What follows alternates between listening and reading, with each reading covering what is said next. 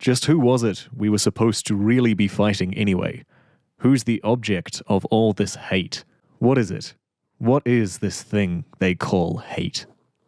Hello everybody, I'm CG and welcome to Pluto. If you haven't read this story yet, I'm really glad you're here, but please go and do so before continuing. This video assumes that you've already gone through the story, and we're going to spoil things like you should already know them. If you're coming in from just the anime, then good news, you do have enough context to follow along, though I still recommend reading the story yourself. There are some changes the anime made, and we're looking at just the original manga. There's no big intro this time, so this is your final spoiler warning. This is your off-ramp if you haven't read the story yet. Okay, let's get into it. Today we're going through the whole story start to finish, taking time to talk to all of the interesting topics contained within, as well as a couple of trips to the context corner for those not familiar with the original Tezuka story. Broad timestamps for the video are in the description and a more detailed set in the pinned comment. These are the topics that will be covered through the story, and these are the ones that we'll get into in the Misc section at the end. The video is structured to be watched in order, but I will point out two particular topics that you might want to skip to before we begin. The first is a run-through of the greatest robot on Earth, the original Tezuka story that Pluto is based on. If you want to start this video with full context and haven't yet read Tigro, then feel free to start there. The second is the overarching plot summary. That's a macro-level breakdown of the major plot beats, who started the war and why, who Goji is, etc, etc. So if you end up getting lost during the story, or just want to get the overview before jumping in, that is near the end of the video. Let's hit the basics of Pluto and then dive right in. Pluto is a mystery science fiction manga series written by Naoki Urasawa and Takashi Nagasaki. It was written as a celebration of the works of Osamu Tezuka, namely of Astro Boy. The entire plot of Pluto is based off the Astro Boy story, the greatest robot on Earth. Pluto began in 2003, aligning with the celebration of Astro Boy's birthday that same year, running through till its conclusion in 2009. Notably, the manga credits Tezuka in its publication and even on its covers, Tezuka's son and Tezuka Production having some supervision over the series. Pluto totals 65 chapters of one combined story, or sometimes considered two parts. The manga was generally well received, picking up a number of awards in classic Urasawa style. Most of Pluto's praise went to its characters and how well Urasawa could evolve the story from Tigro. Fans of Urasawa place Pluto as one of his quote big three or big four, one of his all-time top stories and defining pieces of work. The story went on to an anime adaptation in 2023, to mostly glowing reviews, the strength and heart of the story shining through in the new medium. It also, and not many people know this, has a stage play adaptation. I'm serious, and I can't tell if it's the best thing or the worst thing, but hot damn, this Pluto design and the formula scene, I could only find about a minute's worth of footage of this, so if anyone has more hiding out there, hit me up. This is Pluto. Now let's get into its story.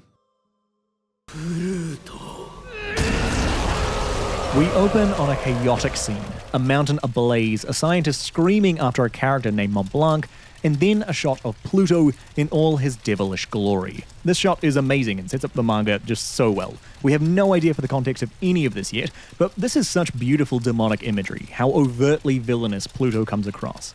Then we cut to Gesicht, having a nightmare about something. This is our actual main character.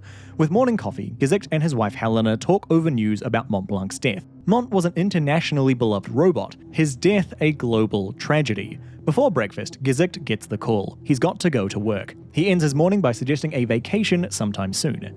Gesicht heads out to the scene of the crime, the murder of Bernard Lanka, a member of the Robot Law Protection Society. Gesicht asks an important question here. Was the victim a human? The question itself isn't really the takeaway though, it's the surprise on the cop's face. As in, why wouldn't it be a human? Why would they care if it was a robot that died? Lanka ended up having two large pipes crushed into his neck like a giant pair of horns. One genuinely horrifying, two tying back to that Pluto shot from earlier. Already Urasawa is tying ideas together to make this such a strong introduction. Then there's an alert. Outside, someone broke through the police cordon, destroying Robot Officer Robbie in the process. As soon as Gesicht hears the suspect's description, he runs off. It doesn't take long for him to catch up, Gesicht showing his overwhelming competency as an officer, detailing everything he can about the suspect, disarming him and neutralizing him. Next he heads off to the wife of Officer Robbie to tell her the bad news. And this is just miserable. The wife finally being able to compute what sadness is, and her design, the lines of where her mouth would be, like she's forced to be smiling the entire time while she literally processes her husband's death. Gesicht offers to delete the memories of her husband, but she declines. A very human reaction, one of the key ideas of the manga already shining through. These robots contain so much humanity, and we should treat them as such. Back at the station, we see Mont Blanc suffered the same fate as Bernard Lanka, the telltale twin horns rising above their corpses. And this is a big problem. Mont Blanc was a robot, a big and undeniably strong robot. That means whoever killed him must have been a robot as well. Robot law forbids the killing of humans, so who killed Lanka? If it was the same robot that killed Mont Blanc, then that is some real trouble. The cops give us the hint that a killer robot has happened before, 8 years ago. So for now, Gesicht has work to do. First chapters are important. This is the first impression a mangaka has to get people invested. And dear lord, the amount of heavy lifting that Pluto's opening chapter does is fantastic.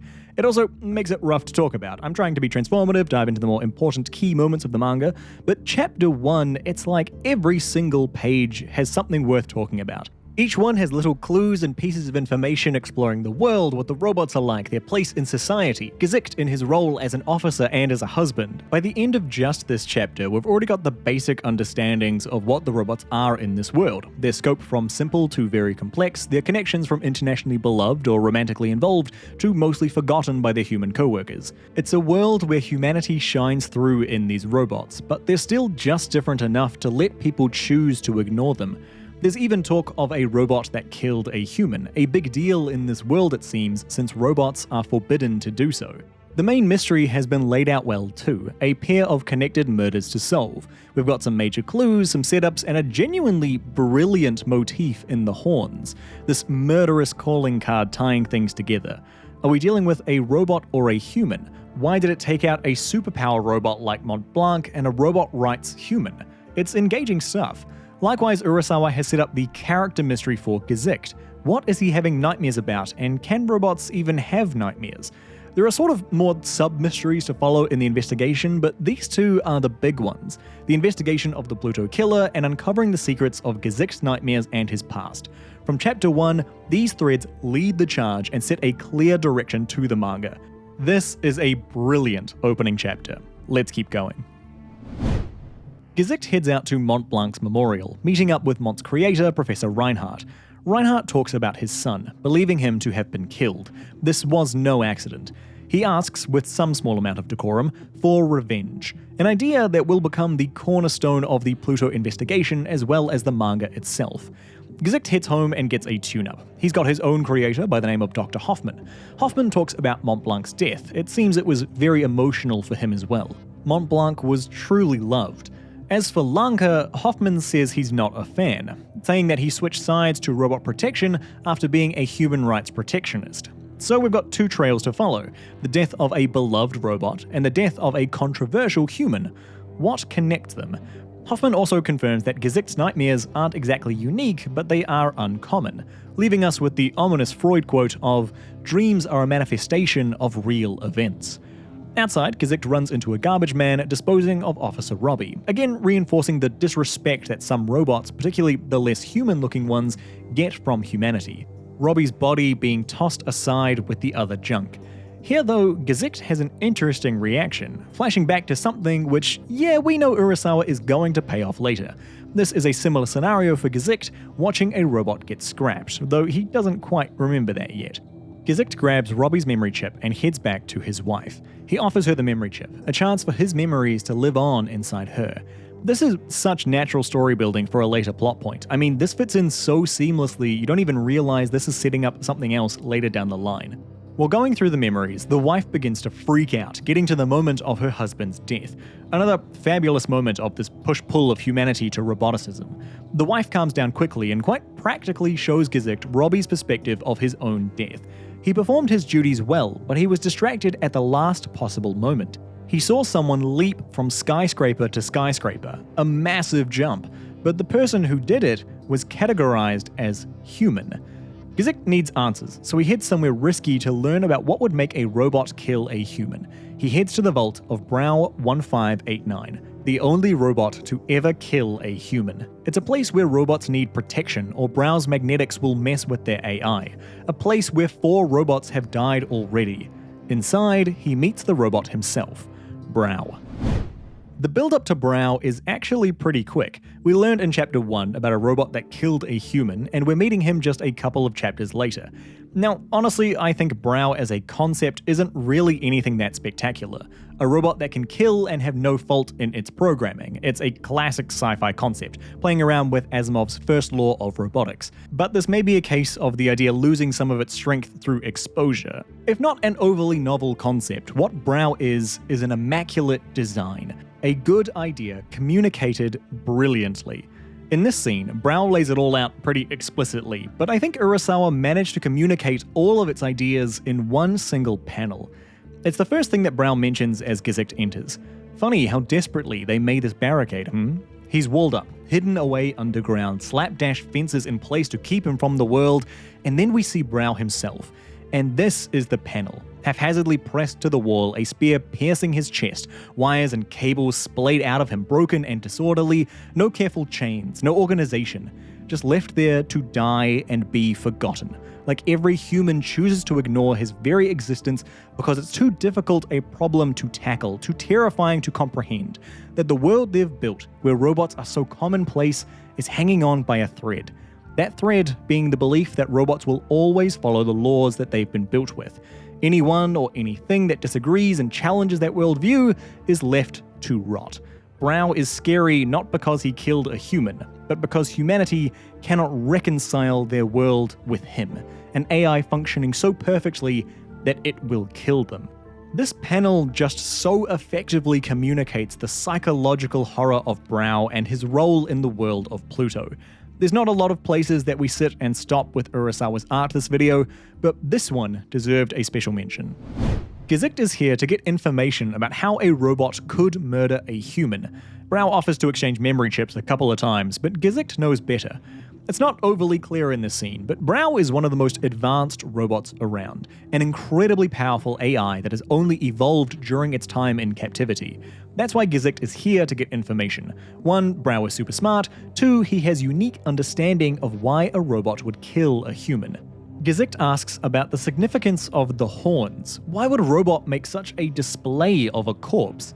Brow suggests ancient European mythology had a god of death that had horns, the hunter Hern. The Greeks had Hades, the Romans had Pluto. Brow ends with the answer that Gesicht didn't want. Mont Blanc was one of the strongest 7 robots ever built. Robots that could be used as weapons of mass destruction. A collection of robots that Gesicht himself is a part of. 1 down, 6 more to go. Time for a pedantic detail moment. In this scene, Brow first names the killer, Pluto, a name which will turn out to be correct, but his line of logic here is, well, it's really bad. It's doing a lot of twisting to get the result that the story wants. So we want this interesting visual theme which connects back beautifully to the original Tezuka story. Yeah, perfect. Honestly, genius choice. And then we need to call the big robot Pluto to keep consistent to that story? Yep, gotcha. Fantastic ideas thus far. Now, how do we connect those two? This is how it plays out with Brow. These dead people have horns. You know, old European gods of death had horns. Like Hern the Hunter, called the King of Horns.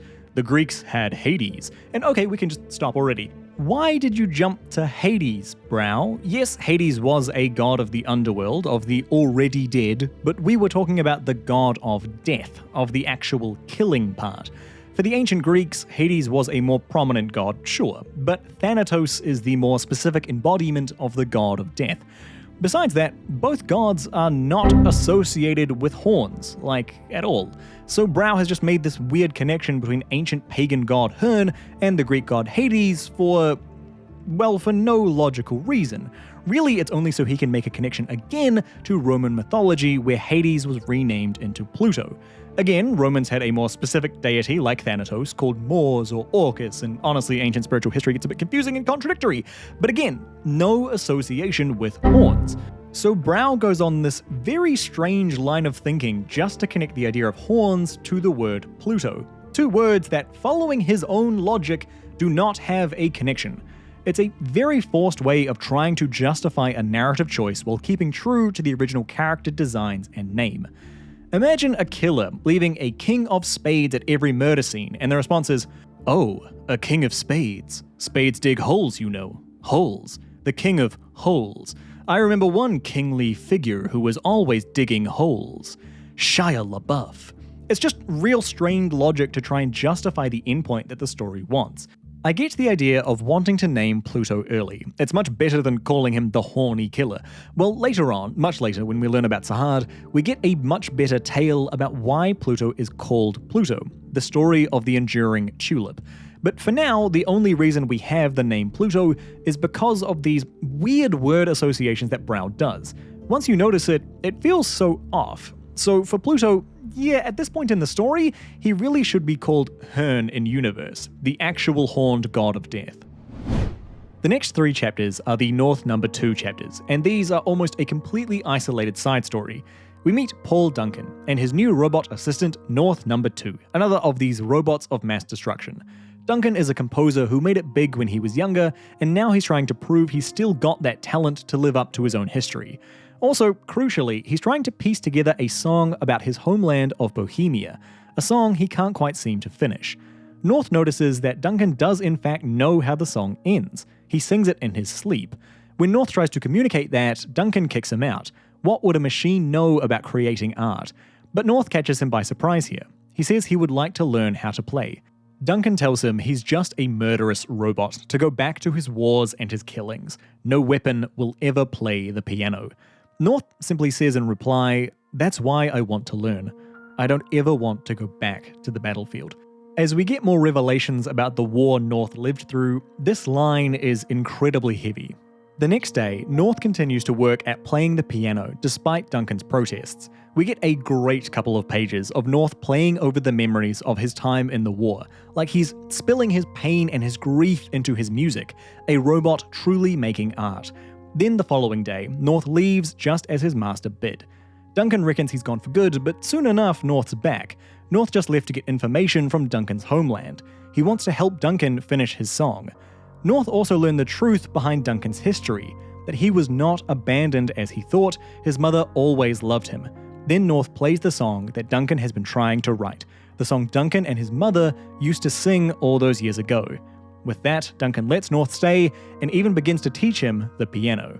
This is so sweet. This is just 2 dudes supporting each other through their respective traumas that have shaped their lives. Duncan from issues of familial abandonment and North from the horrors of war. Together, the 2 start rebuilding and their connection strengthens. All until one day, North detects something dangerous is approaching the house. The same sort of phenomenon that has happened before Mont Blanc's death. North heads out and says he'll be right back, taking off his coat and heading into battle once again. Duncan rushes out, but his failing eyes can't see the battle in the clouds above him. All he can sense is the sound of North singing in the sky.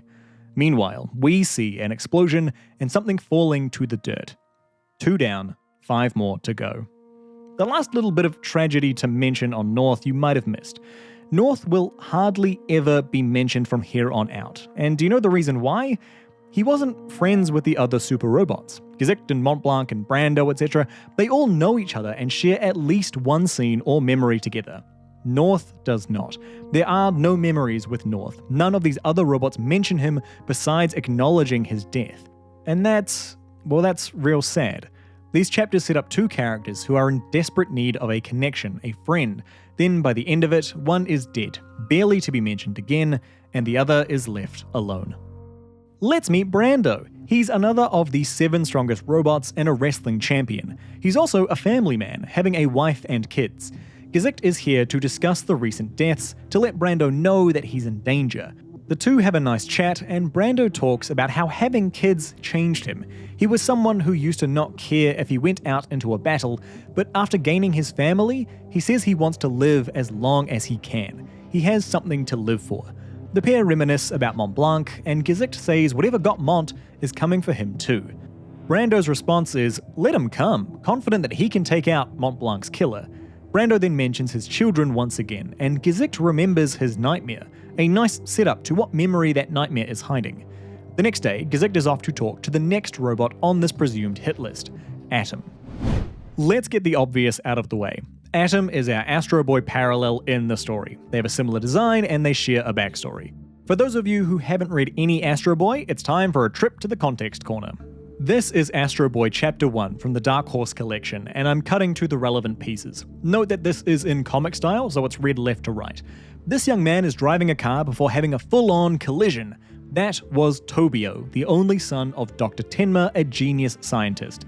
The grieving Tenma decides to rebuild his son with an immortal body, and so Astro Boy is built. Tenma begins to train this AI to be just like his son. Eventually, Astro Boy does become more and more akin to Tobio, but then Tenma realized something. His new robotic son couldn't grow, and with that the illusion was shattered. Tenma could no longer pretend this robot was his child. To get rid of him, Tenma sells him to a circus. After some time there, a kindly Professor Ochanomizu takes him from the circus and decides to raise Astro up himself. Astro learns to fly, speak 60 languages, even to shoot machine guns out his backside. This young robot was pretending to be Tobio no longer. He was now Astro Boy. It was a bold choice for Urasawa to not use Astro as the starting main character. When it came to writing Pluto, it was to celebrate the year 2003 for Astro Boy, which is the year in Astro Boy that Astro Boy is born. Urasawa was wondering why no one was looking at the greatest robot on Earth story arc until eventually he just decided to adapt it himself. So his adaptation Pluto was born. Tezuka's son told Urasawa to make whatever adaptation that he made his own. Yes, it's still an adaptation, but he essentially gave Urasawa a lot of space to make the story that he wanted to tell. Making Gesicht the main character does such a great job of distinguishing itself from the original. Even in just the name, it's not Gesicht in the original, it's something slightly similar yet different. Pluto is something new that you can get into without context if you want. Pluto is its own story being told. Are there more Astro Boy parallels to make through the story? Yes, there are, but aside from that introduction and the greatest robot on Earth, which we'll get to shortly, nothing really key to mention. There are Astro Boy stories looking at some of the different ideas in the manga, like robot rights, but as far as I'm aware, these aren't intentional. It's more Urasawa being a fan of Tezuka, knowing these ideas, and bringing them in as part of a story that he wanted to tell, not specifically as a reference. So, folks who don't know Astro Boy, you're in luck, because all you need to know is that intro chapter, and one more story which we'll get to soon. Atom is another of these 7 strongest robots, another that partook in the 39th Central Asian War, though seemingly only as a media presence rather than a soldier. Atom's got a very sophisticated AI and is one of the most akin to human robots alive. Gesicht is here to fill in Atom on what has happened and that his life is at risk. Atom asks for Gesicht's memory chip and he hands it over, so Atom gets all the details of the case, but then he heads off to the bathroom to cry for Gesicht. Why? We don't know yet, though chances are it's connected back to those nightmares that Gesicht's been having. Atom leaves Gesicht with some oddly pointed comments about staying with his wife, suggesting that she's probably connected to these nightmares as well. Urasawa keeps dropping these little clues to the mysteries as we go. It adds to why we get so invested in this mystery. So with that, Gesicht heads out to meet the next robot. Atom, meanwhile, goes to the police to help with the investigation into the latest murder, Junichiro Tazaki, the founder of robot lore. He was discovered dead with horns crushed into him. After getting past some prejudice, Atom manages to make some headway into the case. The killer seemed to sit down with their victim first, drinking tea and notably looking at flowers before attacking. In his last moments, the victim ran inside to look for a business card of someone from a certain investigation squad, a Professor Ochanomizu. Atom manages to piece it all together. The killer is after everyone from the Bora survey group. Then cut to some history and some much needed context. This is the Persian kingdom. Human and robot alike are being suppressed under the dictatorship of King Darius XIV. Persia was on a warpath in an effort to seize all of Central Asia. President Alexander of the United States of Thracia appealed for a United Nations ban on creating robot weapons of mass destruction. Once it passed, Alexander quickly accused Persia of breaking that treaty, leading to a group of UN inspectors going into the country to investigate. Those people were the Bora survey group. They went in to find those supposed robots of mass destruction, but they found nothing. Only indications of a brilliant scientist named Professor Goji that seemed to be responsible for Persia's robotic military, a person who may or may not have even existed. They also found a basement full of robot corpses. Suspicious? Yes. A world threat from weapons of mass destruction? No. But Thracia, playing off the rumors of this mysterious Goji, managed to start a war against Persia anyway. Why does the story of Pluto exist in universe? Because of the 39th Central Asian War. Everything in this story revolves around this event. It is the single pivot upon which the entire plot revolves. And it's both one of the best and worst things about the manga. Urasawa shows a pretty clear anti-war stance in the manga, one that was confirmed to be intended. We follow the trauma, the death, the pain, the misery that follows in the wake of a global war. The overt message being that the 39th conflict was a mistake that ruined countless lives. One ultimately orchestrated with malicious intentions using misinformation to justify their means. This is a big topic to come back to later, but for now, let's just start with the inspiration. It's pretty hard to miss. My fellow citizens, at this hour, American and coalition forces are in the early stages of military operations to disarm Iraq, to free its people, and to defend the world from grave danger. Now let's give a little history lesson for those who need it. There is so much more to this, but let's begin with the Gulf War. In 1990, Iraq invaded Kuwait, leading to a coalition of nations led by the US coming in to free Kuwait the following year. The UN slapped a bunch of sanctions on Iraq after that, basically forbidding them to create weapons of mass destruction, including nuclear, chemical, and biological. To keep that monitored, a commission was set up by the UN. Their role was to be inspectors, to make sure Iraq were actually following the sanctions. That led to a lot of toing and froing with the nation, Iraq seemingly not actually abiding by the sanctions and only really disclosing things as they were discovered. Those weapons that were discovered were destroyed by the UN inspectors. There was also a number of weapons that Iraq claimed they had destroyed themselves, but they could no longer provide evidence for because, well, they were destroyed. There's a lot going on at this time, but we're just keeping to the cliff notes. In 1998, the inspectors left Iraq after a lack of cooperation, but the US did admit they were using those inspectors to spy on Iraq's government. Then 2001 happens, and the so-called War on Terror begins. In 2002, the US officially calls out Iraq as an axis of evil and essentially say that either the UN inspectors need to go back in, or the US Army will instead. Pressured, Iraq welcomes back the inspectors, now under the governance of a new commission. These new inspectors found traditional missiles that did not comply with the sanctions, that is, they were longer range than was allowed, but they didn't find any weapons of mass destruction, no nuclear, chemical, or biological weapons, or such factories as would create them. Of course, there are caveats to this. Without prolonged work in the area, they could not give 100% certainty. They could, however, confirm a near-complete removal of all forbidden weapons and a significant depowering compared to their stockpiles during the Gulf War. Was that all a bit too wordy? Here's the takeaway for the sake of Pluto. Publicly, one of the main reasons for the Iraq War was that they were a global threat because they had weapons of mass destruction. They didn't. The inspectors, whose job it was to know, said that they didn't, but Iraq was invaded anyway. In 2003, the US led a new coalition army and invaded Iraq. What else happened in 2003? Oh, that's right, Pluto began publication. So yeah, it's not exactly a subtle parallel. We have our US and Bush parallels in Thracia and their president. Iraq has become Persia, its invasion of Kuwait to Persia's goal to unite Central Asia. Saddam to King Darius, the UN investigators to the Bora Survey Group. Not subtle at all. Is Pluto one big Iraq war allegory then? Not really, but its initial descriptions of the 39th conflict certainly are. Once we start getting to Abula and the Thracian supercomputer, it's hard to say this is all still Iraq war commentary. It's only themes such as the cycle of revenge, how war sows hate and pain, the misery in the wake of mass murder that stay relevant. Put another way, yes, Pluto is anti-Iraq war as a part of its story, but it's not what the story is about. Gzicht finds the next robot, Hercules from Greece. He's another fighter like Brando. In fact, he's set up to fight Brando soon in a championship match.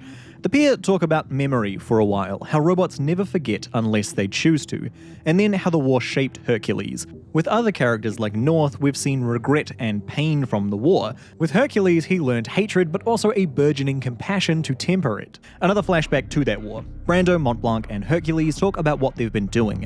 What was the point of all the killing? Who were they really supposed to be hating? And yes, hating. Urasawa will cut back to the war a few more times as the manga goes on, and it's pretty telling that this is the shadow that hangs over not only the main characters, but the world that they live in as well. Speaking of shadows, the sky starts to get dark above Brando in the present. He promises his kids he'll take them out to the zoo another day. Right now, he's got a job to do. He lies to his wife and then heads out to a fight that he knows is coming. He grabs his fighting suit and he gears up. It's a cool sequence, just taking a moment to appreciate the art and style here. And then the tornado comes. Gesicht, Atom, and Hercules all get patched in as the fight begins. Brando fights for Montblanc while his friends urge him to run away. The tornado continues to roll as the fight continues unseen, only snatching a glimpse at the opponent. This page? Gorgeous. Then an explosion and a crash into the sea. Brando says he got the guy, but he's not going to make it himself. He's still managing to broadcast his final words to his friends though.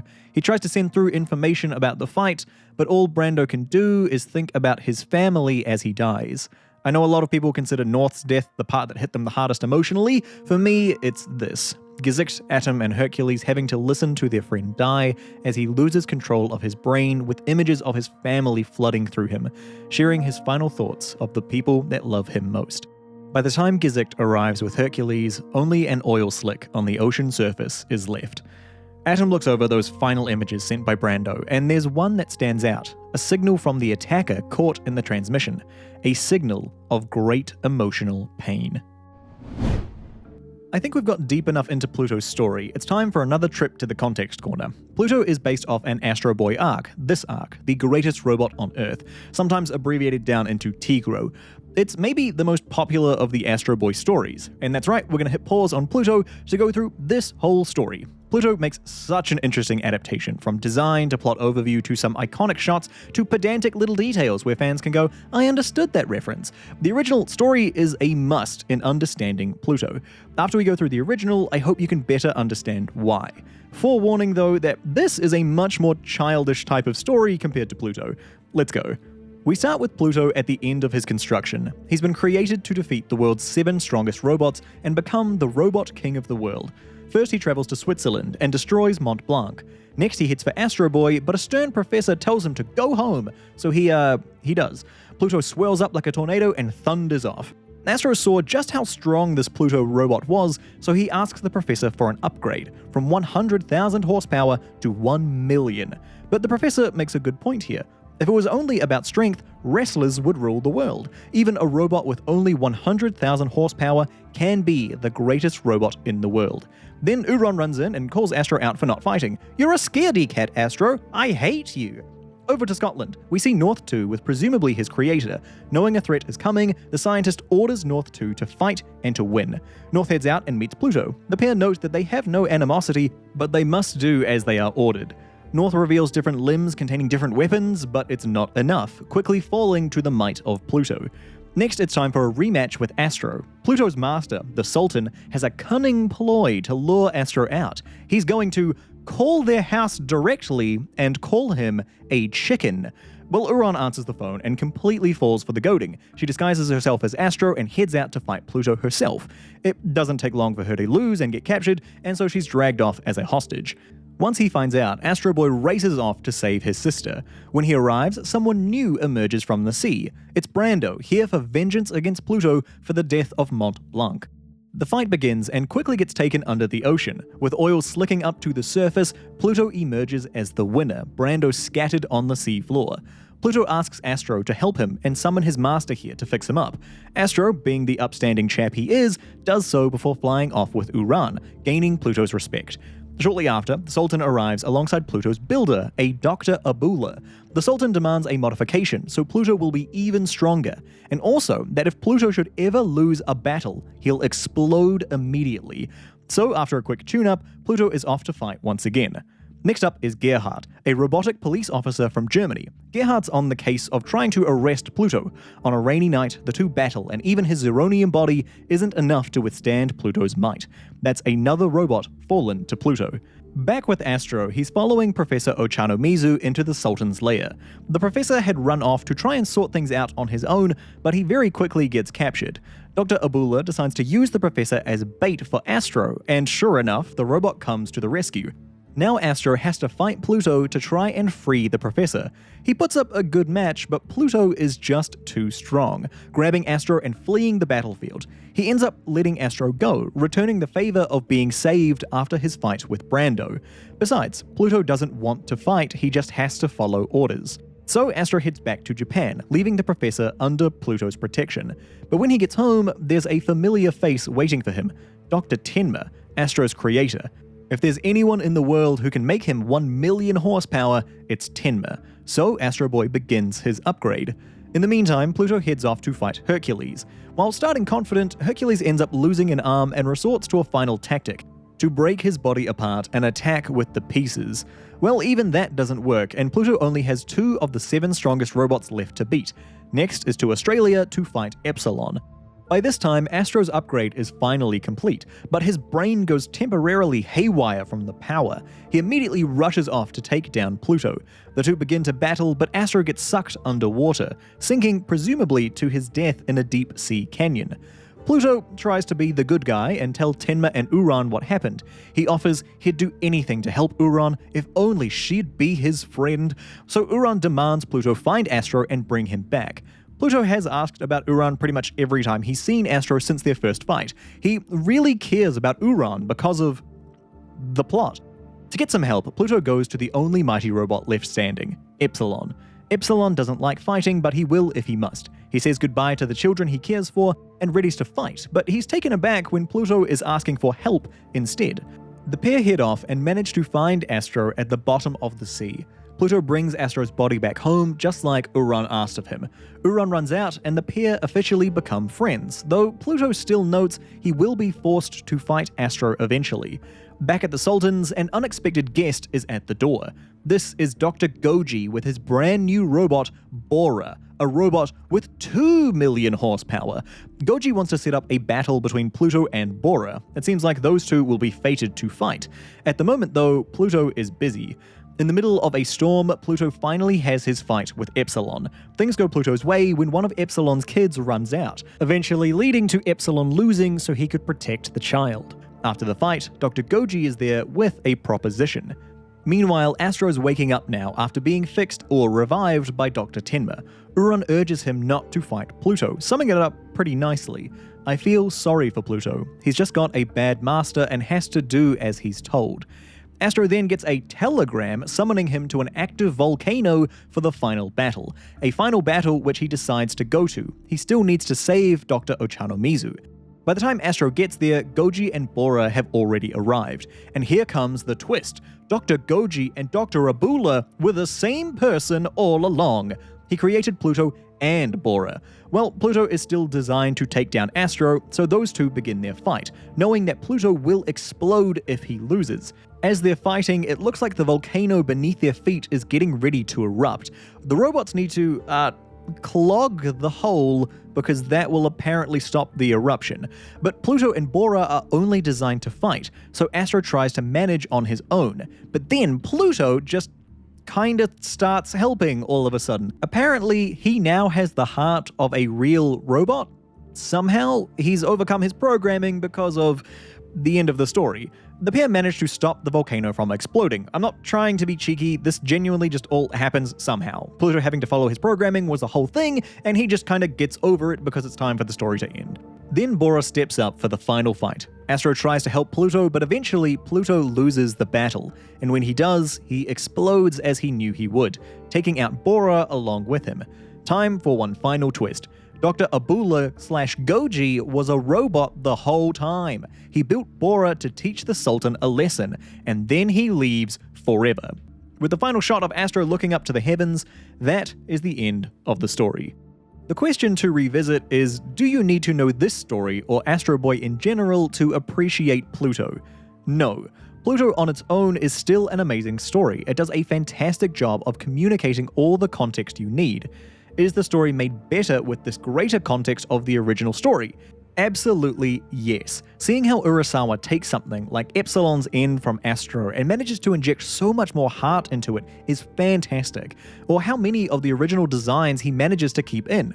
Actually, Urasawa was asked to change some of the designs by Makoto Tezuka because they were too similar to the original style. It does come with its downsides too, as Pluto feels bound to include the hallmarks of the original story, including the things that don't really work as well, particularly Bora, which honestly could have been left out of both versions. Both stories feel quite clunky around this character, and likewise Uran, who doesn't really have much going on in the Pluto story. Thankfully, Pluto is a story that's enhanced by its source material, not one that is reliant on it. Overall, as an adaptation, Pluto is truly incredible. It's up there with Festival of Champions, where you can tell the author has such a heart for the source material and a big drive to add their own flavor to it. The results being something heartfelt and fantastic. Read Festival of Champions, by the way. So massive points to Pluto for being able to take this original story and rejig it into something truly its own. I hope you enjoy seeing all the comparisons now as we keep going through the story. Another Gesicht nightmare, a series of images that actually align perfectly with the reveal later on. You can tell Urasawa has had this reveal all prepped and ready to go. Elsewhere, Brando is buried. With him supposedly killing his attacker, the related cases go to the grave with him. Now Gesicht has some more free time. He reckons it's finally time to go on that vacation with his wife. He starts planning, but the booking agent says that they've already booked this trip before, 2 years ago. And this is strange because neither him nor his wife can remember it. The pair note that that was the time they went to Spain together. They have all of these photos to prove it. A suspiciously large number of photos. Gesicht goes and gets a checkup. He asks Dr. Hoffman if he's ever had any memories erased, suggesting someone may have overwritten some old memories with new ones. Dr. Hoffman says he doesn't know of any such thing happening, suggesting that it's against robot law. Clearly, something's up, so Hoffman heads off to Gesicht's boss, Chief Schelling. Hoffman asks if anything's been done to Gesicht's memory. Schelling dodges the question, but the subtext here is obvious. Yes, as a robot of mass destruction, Gesicht is pivotal to the balance of the world. He must be maintained by whatever means necessary. And now it's time to introduce a new character. In the bowels of Thracia's political world, the president talks with a little teddy bear dubbed Dr. Roosevelt, a name based off Teddy Roosevelt, and honestly great pun. The pair talk about the deaths of the world's strongest robots, something that they're clearly involved in somehow, and they say there is more yet to come. Clearly, Thracia is up to something. Back to Gesicht. It's another murder, and this time it's a copycat crime, which is good news for Gesicht. As far as he knows, Brando ended things with the Pluto killer. When he leaves, we get a quick world update. Persia has converted to democracy and is undergoing a rapid recovery. In Thracia, President Alexander was re-elected in a landslide. And then Gesicht falls back into some memories from the war which are worth taking a moment on. These are memories of a civilian weeping over the death of children. We talked earlier about what the 39th conflict was actually based on, and this is probably the moment of most overt criticism. Gesicht is specifically going after terrorists. He gets called out for being part of an army that's indiscriminately bombing children. He represents an emotionless and cold invading force that just follows orders.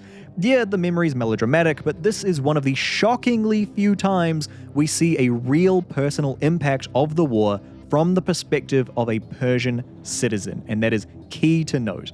Also, importantly, it's a memory of the death of children that Gesicht goes back to, the misery of an assumed father for his child. We focus on the war side of things, but it's giving us hints to the character side as well. That is some smooth storytelling right there. Gesicht heads back to see Brau. He's finally ready for them to change memory chips. He needs to know if his memories have been tampered with. It's a strange decision to come to Brau to check this out. Atom would clearly be the better choice, he's a very advanced AI as well, but it seems like Gesicht is trying to do this discreetly. Either that or assuming Atom would hide it from him, considering Atom has already read his memory chip. So he and Brau trade memories. It's an intense experience for Gesicht. Afterwards, Brow talks about Thracia and Roosevelt. Somehow he knows all about Roosevelt, never explained, moving on. Wait, no, actually worth commenting on, because this does come up later. There's a line later in the manga where Brow says, when a highly sophisticated AI comes online, all the other sophisticated AIs will know about it. It's something that actually does explain some things. Presumably, Thracia finished Roosevelt after Brow became sufficiently sophisticated, thus Brow knows of Roosevelt's capacity. Then Brow ends the discussion with the quote from Gesicht's Nightmares, "It'll be 500 Zeus." Back with Hercules, he's overseeing the collection of Brando's body. They found pieces of his body, but none of the supposed attacker that he killed. Then they find his arms, placed on an outcrop in an all too familiar pose. Between them, Brando's memory chip. Pluto is still alive. In Tokyo, they say a familiar tornado came down on a truck transporting zoo animals. With wild and dangerous animals loose, one little girl steps forward to calm them down. Or one little girl robot. This is Uran, Atom's sister. To put it simply, she has the superpower of empathy, being able to feel strong emotions, mostly misery, over long distances. Her and Atom head home but pass by one of the most important characters in Pluto, Dr. Abula. Someone who Atom can't tell if he's a robot or a human. Dr. Abula is the chief science advisor to modern Persia. He's come to Japan with seemingly legitimate business connected to that role. In reality, he's here to chase down an injured Pluto after his fight with Brando.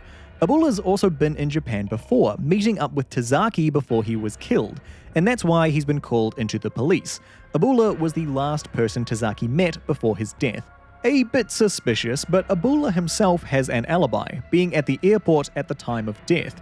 Before he heads out after questioning, Abula says that he lost most of his body during the war. That's why some robots classify him as a robot and some as a human.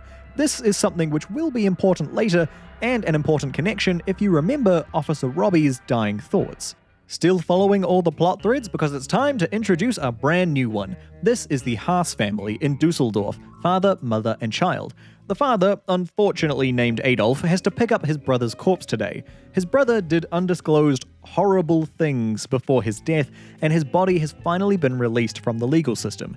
Adolf goes to pick up the body, and we learn the brother was shot by an officer. Then Adolf is off to go and bury his brother. Or not.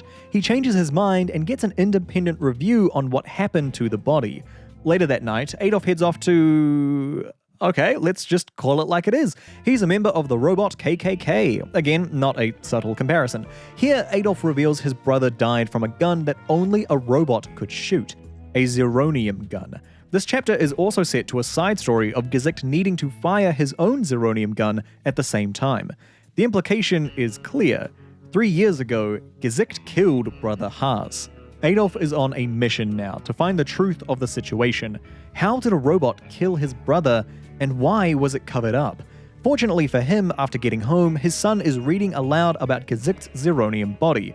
Yeah, it's a bit overly convenient, but let's keep going. Now Adolf knows who killed his brother. The plan is to get the proof to publicly out Gesicht. If a robot killed a human, a police officer robot no less, it'll help the K fight against robot rights.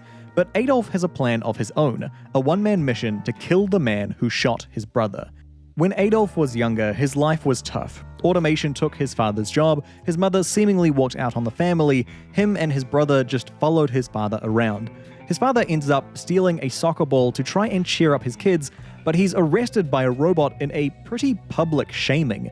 This pushed him into alcoholism and ultimately into taking his own life. All that instilled a deep disdain for robots in Adolf and his brother, with the two taking very different paths about it. Adolf went into studies to try and get rid of the robots, while his brother took a more violent path. Even the Robo-K leader says that the brother went too far, which is saying something. Meanwhile, Hercules is getting a visit from Epsilon, the last robot of the 7 for us to meet. And it's a hell of an entrance, Epsilon completely shutting down Hercules in his full-power military suit. Hercules is gearing up to go after Brando's killer, and Epsilon is here to try and stop him. The two trade some barbs as Hercules calls Epsilon out for being a pacifist, the only one of the 7 not to enter the 39th conflict. Instead, Epsilon spent his time looking after displaced war orphans. Hercules also says how those experiences have shaped the two. While Epsilon learned to love, Hercules learned to hate. As far as Epsilon's concerned, robots need to find a way to slip free from the chains of hatred. Put another way, theme! Then Epsilon is off to visit Gesicht. He says that Gesicht is the only one with the right to arrest Pluto. The hunt for vengeance will only lead to another war. His kids have already shown him what war does. Particularly one little boy. Scarred from the sights of the war, he only says one word: Bora. Could this child have seen the robot of mass destruction that Thracia claimed existed? Back in Tokyo, Uran is feeling a great sadness somewhere, so begins to search for it. She eventually tracks it down to a robot hiding in the middle of Central Park. It looks like this robot is struggling with some memory loss. All they remember is running for their life. So this is obviously Pluto hiding after his battle with Brando, a fight that he won. So what is he hiding from? Well, we know Dr. Abula is following after him, but he's also hiding from the Pluto body, the reasons for which will really only be half explained later. Pluto shows off a painting that he did, a field of flowers, something that makes Uran cry, with the two finally bonding as friends. Pluto goes on to show Uran what he can do. He can make flowers grow. And this is one of those moments that the manga hopes you don't really think about this too much because it doesn't make sense. We'll get to it in a sec. Pluto is clearly struggling with some things, waxing philosophical about what death means to a robot. He also has nightmares of his own, the shadow of Bora overcasting his mind. That night, Abula had sent out a robot agent to find Pluto, the Bugman. He's unnamed in the manga, so we'll stick with Bugman, a robot who has a swarm of robotic roaches at his disposal. Also, we learn later, many copies of Bugman exist, each subservient to Abula. With him on the case, by morning, Pluto has been found. As Abula heads out to collect him, Pluto shows off a few more skills that he has to Uran. He can make tornadoes, and he can make it rain. Rain that he can somehow enrich to make nature bloom. As he's doing so, Atom rolls up with Dr. Ochanomizu. Then the police show up as well. Pluto is naturally spooked, but then Uran says Atom's name. With that, Pluto pulls a Broly and starts freaking out over the name, saying it's causing some rage to build up inside him. It seems like he's got a few different processes taking him over before this final pained look at Atom. With that, horns appear over his head as Pluto disappears. Hot damn, that is a great design and idea. That body wasn't actually Pluto's body. He somehow managed to inhabit that body without his physical electronic brain. Abula describes it poetically as soul wandering, a way that Pluto can occupy a brainless robot body. But now he's been called back to his real body, the Pluto body. Let's take a minute to try and explain Pluto the character, because he's one of the main mysteries of the story. One which... Okay, let's pull the band-aid off. It's a mystery never fully explained, and for every fantastic part of the design, there is something equally confusing weighing it down. So let's gather all the info we've got on him and lay this out. Pluto is a robot soldier, definitely in the top 5 most powerful robots in the world. He probably ranks at number 2, 3, or 4, depending on how you rank things. His AI is based off a robot named Sahad, an already very powerful AI and a strong personality. This Sahad AI was twisted and warped by hatred in the process of being put into the combat body. The resulting creature was named Pluto, the character that we follow through the manga. Pluto still has the Sahad AI as part of who he is. Sometimes this will come out and take control, and Pluto can speak like Sahad. Most of the time, that personality is drowned out by the hatred and pain that make up the rest of his electronic mind. It appears as though the Sahad personality still reacts to what Pluto does though, grieving each time that he takes a life. In the reactions we get from Uran, the Sahad part of Pluto seems permanently and deeply miserable at his new existence, living with the pain of what has been done to him, what he's been forced to do, and what happened to his family and country. It also seems like the hatred that runs Pluto is increased whenever he's around Abula or Bora, though that is never confirmed. Overall, Pluto's journey is about whether or not Sahad can overcome the hatred, the programming that has twisted him into Pluto, something which takes the entire length of the manga. Now, this is a weird topic to talk about, and I'm curious how other folks find Sahad's journey. Did this click with you and make sense or not? Personally, I find it one that's hard to connect with because Sahad himself never seems vengeful. He's always upset in the fights, and it comes across as separate processes controlling his body. Sahad doesn't struggle with hatred. He struggles with taking control of his programming. For me, that feels off, but on the other hand, you could call this a pretty clear analogy of how some people respond to hatred. It's like a different process coming in and taking over your mind, and you, the real you, gets pushed to the back while you watch yourself do something regretful. I suppose the confusion comes in where Sahad's hatred is not his own, it's injected into him. For most of the other characters in the story, their hatred is justified. Horrible things have happened to them. Their hatred is a reaction to those things. A far more relatable take on the theme of hatred, and particularly on the cycle of hatred idea. It's learning to overcome those innate darker parts of ourselves that is the message. A message absent for Pluto the character because his hatred isn't innate, it's imposed. Overall, making me feel like Pluto's journey was interesting, but quite thematically hollow by the end. We also need to mention the ending for a moment and how Pluto the character's story finishes. There is a story pivot that begins at Gesicht's death and fully commits after Epsilon's death, a pivot away from Pluto the character and towards Bora. So, Pluto's story and Sahad's struggles do officially conclude in the manga. Sahad eventually does win out over these hateful processes. But the reasons for that are nearly entirely glossed over. The manga kind of abandons the explorations of Pluto after Epsilon's death, so we don't get any strong conclusions for this character. Let's move on to his design and his powers. Visually, Pluto is a beautiful interpretation of the original design. In story, he was designed to be a weapon to kill off the world's 7 strongest robots and assassinate the Bora investigation squad.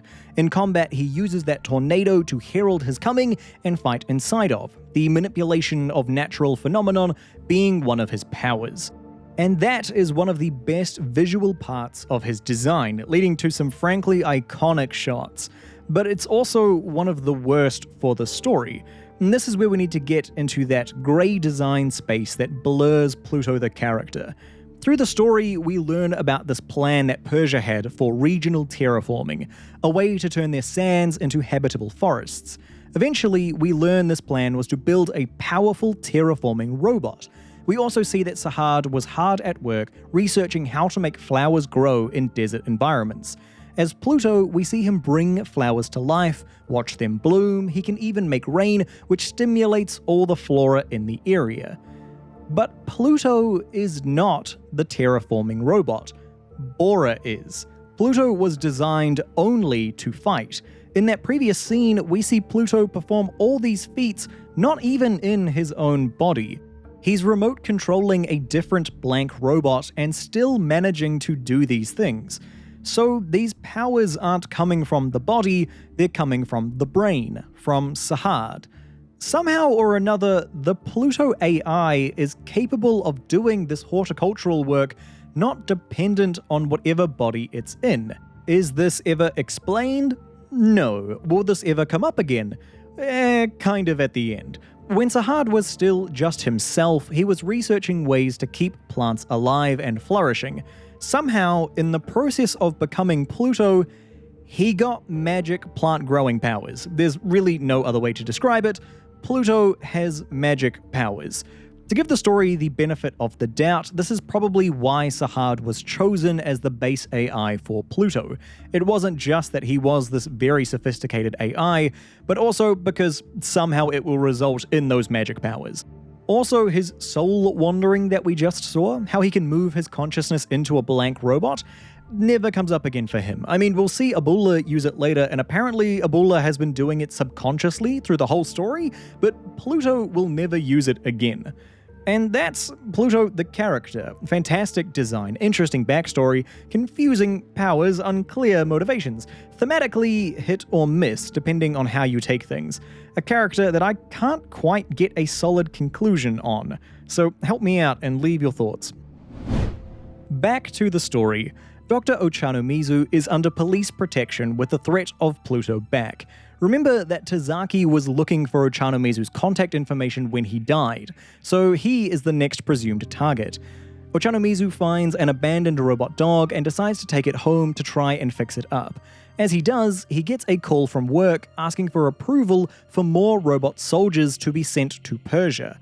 Apparently, Thracia is demanding more soldiers on the ground, but the doctor refuses strongly. Then he gets a call from his grandson. He's bored because a tornado is keeping him inside, a big red flag that the doctor completely misses. After the chat, the doctor gets back to work. The robot dog does its best, but Ochanomizu can't save him. Urasawa decides to really drive the knife in with this page, a huge banner reading "Empathize with the robots." And it's hard not to, watching this little robot dog try to play with the doctor. The next day, the dog's owner shows up, but this was all a plant. This is Goji, the mythical scientist that created Persia's robot army. He's killed the police protection and demands the doctor summon Atom to fight Pluto. Summon him to where the tornado is, the doctor's grandson's house. It's such a good threat. Goji goes on to reiterate the immorality of the 39th conflict, how an unjustified war burned his country to the ground. He continues on until the police finally make it to the house, alerted after the death of the first officer. Then Atom busts through the roof and Goji makes his escape. By the time the police find him, the robot roaches have come and scattered, running off with his artificial brain. The next scene has Abula saying that he's glad things are running by hatred as the cockroaches emerge. Apparently he was the one calling himself Goji with Ochanomizu just then. Also, a quick few pages that we get on Abula's backstory, him uncovering the death of his wife and children during the 39th conflict, some core motivation for a central villain. Dr. Ochanomizu links up with the police and tries to get a hold of Gesicht. He's convinced now that Goji is real and behind everything. Meanwhile, Atom and Uran race off to check on the doctor's family. Uran gets there first while the tornado batters the house. She tells Atom to stay away, but he races in anyway to protect his family. Now he has to fight with one of the most iconic shots of the manga to kick it off. The fight itself, well, there isn't one. In a literal flash, Atom is defeated and falls to the floor dead. 4 down, 3 more to go. We come back to Adolf. He's still following Gesicht with plans to kill him. The Robot K have actually caught on to his plan now and decide to eliminate Adolf. They have their own plans with Gesicht, and they can't have Adolf killing him. Today is the day that Gesicht heads to Japan for his holiday, so Adolf decides to finally make his move. He heads to his brother's grave for some motivation, only to have his car blow up right behind him. At the airport, Gesicht gets the call about the car bomb, but at the same time, a news bulletin comes over the screen. Atom is dead. In a panic, Gesicht pieces together that Pluto must still be alive. That morning, he had a strange nightmare, and now he decides to open that memory. It wasn't a nightmare at all. It was a half-corrupted message from Atom. You and Pluto, same. Then a shot of brow as Gesicht collapses. Gesicht is also a murderer. In waking up from his collapse, we have this amazing set of flashbacks.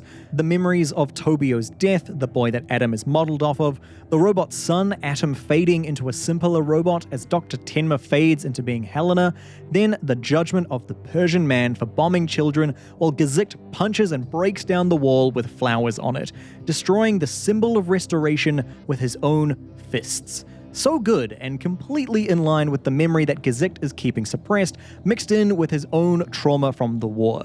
If you haven't read Astro Boy, I still can't fault the Tobio panels, since they'll get explained quite soon. And if you're reading closely, and we are, we can tell some of Atom's memories must have been sent to Gesicht along with his final message. Great introduction to a new chapter, clever sequence, everything holds up with the coming reveals, no complaints, great stuff. Gesicht goes straight back to work after waking up, cancelling his vacation with Helena. She reckons it's for the best. A trip to Japan right now would be under the shadow of Atom's death. Gesicht's new case is about that car bomb that went off. Meanwhile, Adolf is in interrogation about what happened. He's getting the 3rd degree from these cops for 1, his brother, and 2, because he was carrying an illegal weapon in the car. A weapon that owning alone counts as attempted murder. He's let off for the moment and heads back to his office. he gets an anonymous message that the Robo-K chairman is trying to take him out. Spooked, he tries to flee his office before running into his Europol-assigned guard, Gesicht. Naturally, there's a lot of animosity from Adolf here. Pretty quickly it boils over, so he gives Gesicht permission to do a full search of him. It seems Adolf's company has ties to the Persian redevelopment, including doing security camera work on a Thracian prison. Now Adolf is trying to get rid of Gesicht any way he can, so he starts building up the threat of the Pluto murders, finally revealing something that their company discovered in Persia. A prisoner repeating the names of the Bora investigation squad, the people who are being killed. That prisoner? Darius XIV, former ruler of Persia. There's one more name that we recognize on that list, Dr. Hoffman. As Gesicht freaks out, fortunately, Epsilon has already got him covered, pulling Hoffman out of his office seconds before it explodes. And it's time for another pedantic detail moment. The other Bora investigation squad members that have died have had a very pointed execution. Their bodies have been strung up with horns afterwards to send a message. But with Hoffman, yeah, just blow him up, I guess. Also, Atom pieced together that the Bora survey group is the hit list, and only Ochanomizu has been taken into protection. Anyways, Epsilon flies Hoffman up to a floating radio tower and prepares to fight. Normally, he is a pacifist, but his own creator, Dr. Newton Howard, was just murdered. Right now, he's angry. With sunlight on him, Epsilon is easily the strongest of the 7 robots. If anyone can take on Pluto, it's him.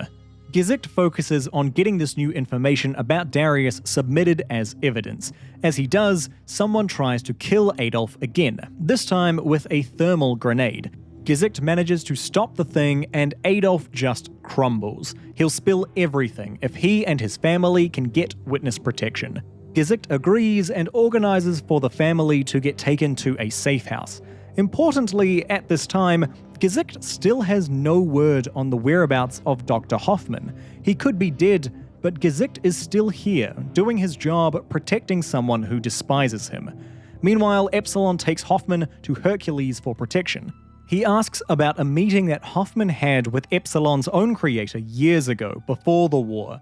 A meeting with Dr. Newton Howard and Atom's creator, Dr. Tenma. Hoffman says that they came together to find ways to solve the world's problems, leveraging their unique discoveries, zeronium from Hoffman, photon energy from Howard, and then the world's most advanced AI from Dr. Tenma. Despite Hoffman and Howard sharing their ideas, Tenma did not. He claimed a perfect electronic brain is sadness and hatred. It makes mistakes, leaving them a warning. Robots should get no closer to being human, or something terrible will happen. In a different conversation, Tenma talks about how an AI is not created, it is raised. Emotions are what nurture AI. Without these, robots will go no further. Hercules asks if Tenma ever made that kind of robot, and Hoffman reckons that he did. Gesicht is still on the way to the safe house and is talking with the police regarding the Darius tape. One thing to point out here is Adolf seems surprised to hear that the Bora team didn't find robots of mass destruction. The justification for the war has been so entrenched that the general public believe the misinformation. The officer on the phone says they did find some Tenma AI chips, but nothing worth starting a war over. The car takes a stop, so Adolf can run to the bathroom. Inside, a cleaning robot talks to Adolf. If you don't want to lose your family, kill Gesicht. Adolf starts smashing the robot, and Gesicht runs in to stop him. Gesicht flashes back to a repressed memory and gets genuinely mad. It's then that Adolf reveals what he really knows. Did you have those eyes when you killed my brother? And with that, Gesicht finally gets those memories back.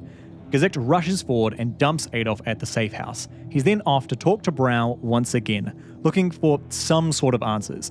Brow knows exactly why Gesicht did what he did. Because of hate. But if Gesicht wants to truly understand, he needs to reach deep and pull out those memories that he can't delete. With a morose look, Gesicht goes back to his duty. The next chapter starts with Roosevelt talking about the upcoming fight between Hercules and Pluto. One of the things that Urasawa likes to do in his stories is add unease or suspense at the start or more commonly end of his chapters. It'll cut to a character going, "Something's coming," or "It's a demon," or "Everything according to plan," things like that, something short to temper the mood. For Pluto, there's a number of times we cut back to Dr. Roosevelt at the start or end of a chapter for him to say something ominous or just be sinister.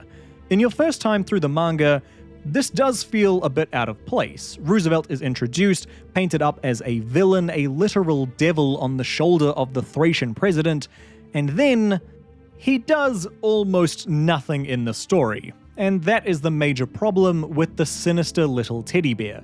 In hindsight, we know Roosevelt is the instigator of the story. Everything ties back to him. He's potentially been running everything off the back of some incredibly convoluted plan. He's so important to the story and in explaining the ending. So Urasawa needs to keep cutting back to him and say, "Hey, look at this dude, he's important and evil. Don't forget this guy right here, this character." I think the intention is fine, but it feels like a surface level fix to a deeper problem. Roosevelt never clears up what his plans were.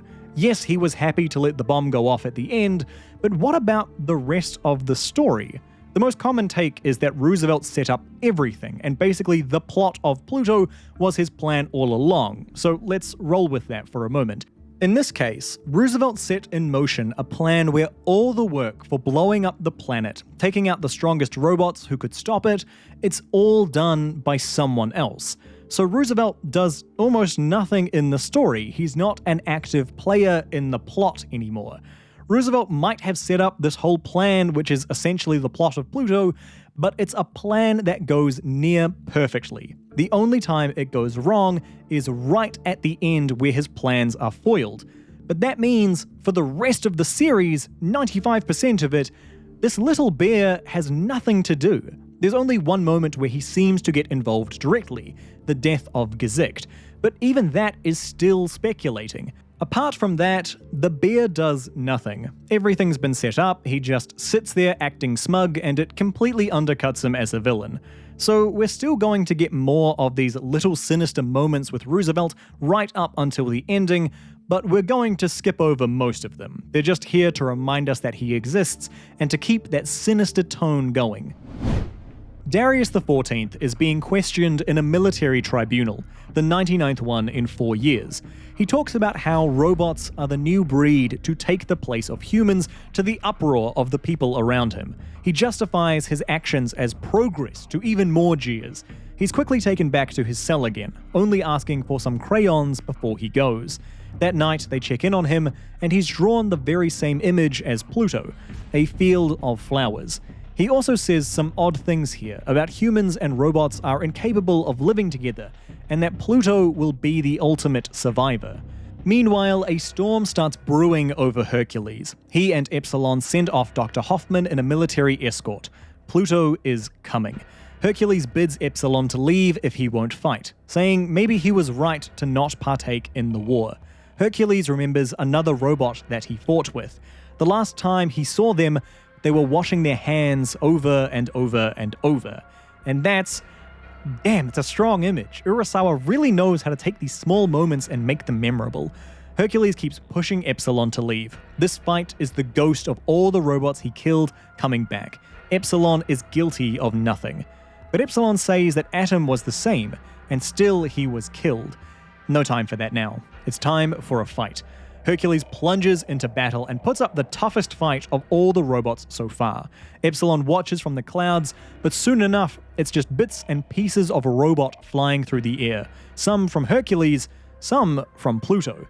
Then Hercules' regular use body gets up and dives into the sea. With his military armor smashed, it's everyday Hercules that rises from the waves, clutching Pluto's horn. Epsilon wants to help, but memories of Hercules start beaming into him. Memories of the robot washing his hands, the blood never coming off. Then the horns move, and Hercules loses the fight. Epsilon tries to tell Gesicht what has happened, but he can't get through. Gesicht is busy remembering all of the things he was forced to forget. Now we're finally learning what Brother Haas was doing that sickened everyone, even the leader of the Robo-K. He was murdering robot children. They were kidnapped, had their brains removed, and bodies mutilated. That alone should be disgusting, right? Doing that to robot children who, if we've been following the ideas of the manga, we should treat like regular kids. The part that really sticks with me, though, is that they got their brains removed. That is never brought up again. We don't know what Brother Haas did with those brains of the robot children. That is one of those really uncomfortable question marks that gets under my skin and makes me detest Brother Haas like the rest of the Pluto cast. Gesicht is studying the case right in the middle of it until he gets a call. Something's happened. He seems frantic as he rushes to take down this killer, getting to this expression when he finally IDs the suspect. Then Gesicht cuts communications. He runs off and guns down the unarmed suspect, Brother Haas. With that memory returned, Gesicht returns to his duty, to protect Adolf. He packs up the family and moves out again. This time, the Robo-K are hot on their heels, equipped with the same weapon that Adolf was going to use. They're going to take out the whole family before Adolf can squeal. In the middle of the pursuit, Adolf lays it all out to Gesicht. He hated him, just like Gesicht must have hated his brother. Even a robot like you understands hatred. With Robo-K closing in, Gesicht ejects the family from the car before stepping forward to face their pursuer. The Robo-K fires and Gesicht uses his Zeronium gun to explode the round mid-shot. Gesicht still takes a lot of damage, but the family is safe. Now with the gun spent, he walks forward and takes the Robo-K member into custody. After the medics arrive, Gesicht asks an important question to Adolf. Does human hatred disappear? Or is it something that always returns no matter how often you delete it? In other words, theme. Back in Japan, Dr. Ochanomizu is finally getting a visit from the man he's been desperate to see, the creator of Atom, Dr. Tenma. Ochanomizu is hoping that Tenma will be able to revive Atom. Despite some initial protest, Tenma relents and starts doing what he can. And what he can is a lot, getting all systems to light up green for Atom. All fixed up, just not waking up. Ochanomizu asks Tenma if he knows about Goji. Tenma's AIs showed up in Persia. Tenma has to know something, but he denies everything, only admitting that he has in fact created a perfect robot before, only on request and costing a preposterous amount of money. And this is actually a pretty clever transition. The conversation moves on, and Tenma describes the AI that he made. That AI is Goji, though the manga won't tell us that for a while yet. To form his perfect AI, Tenma made a program containing 6 billion personalities, the same as the Earth's population at that time. Functionally, that AI has every single choice and possibility that the human race has. A robot that can be anything. The only problem was, the robot never awoke. It was too complex.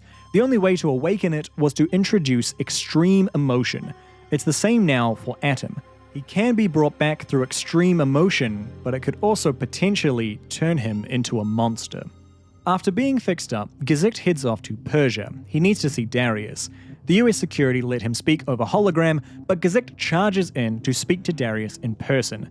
The guards relent, and the talk begins. Darius talks about how the Western machines came in and destroyed his country. Then some, let's be real, rather confusing moments about who and what Pluto is. Darius makes some allusions to Sahad here, ending with saying that Gesicht should understand him. Darius can see the hate in his eyes, seeing that Gesicht understands hatred. With that, Darius bites his tongue and Gesicht is forced to leave. Outside, he finds Epsilon. Epsilon is here to drop off Hercules' memory chip. That and the readings from the fight. Most of the electronic waves around the fight translated to hatred, apart from this one image, a man smiling in a field of flowers. Perhaps this is Pluto's heart.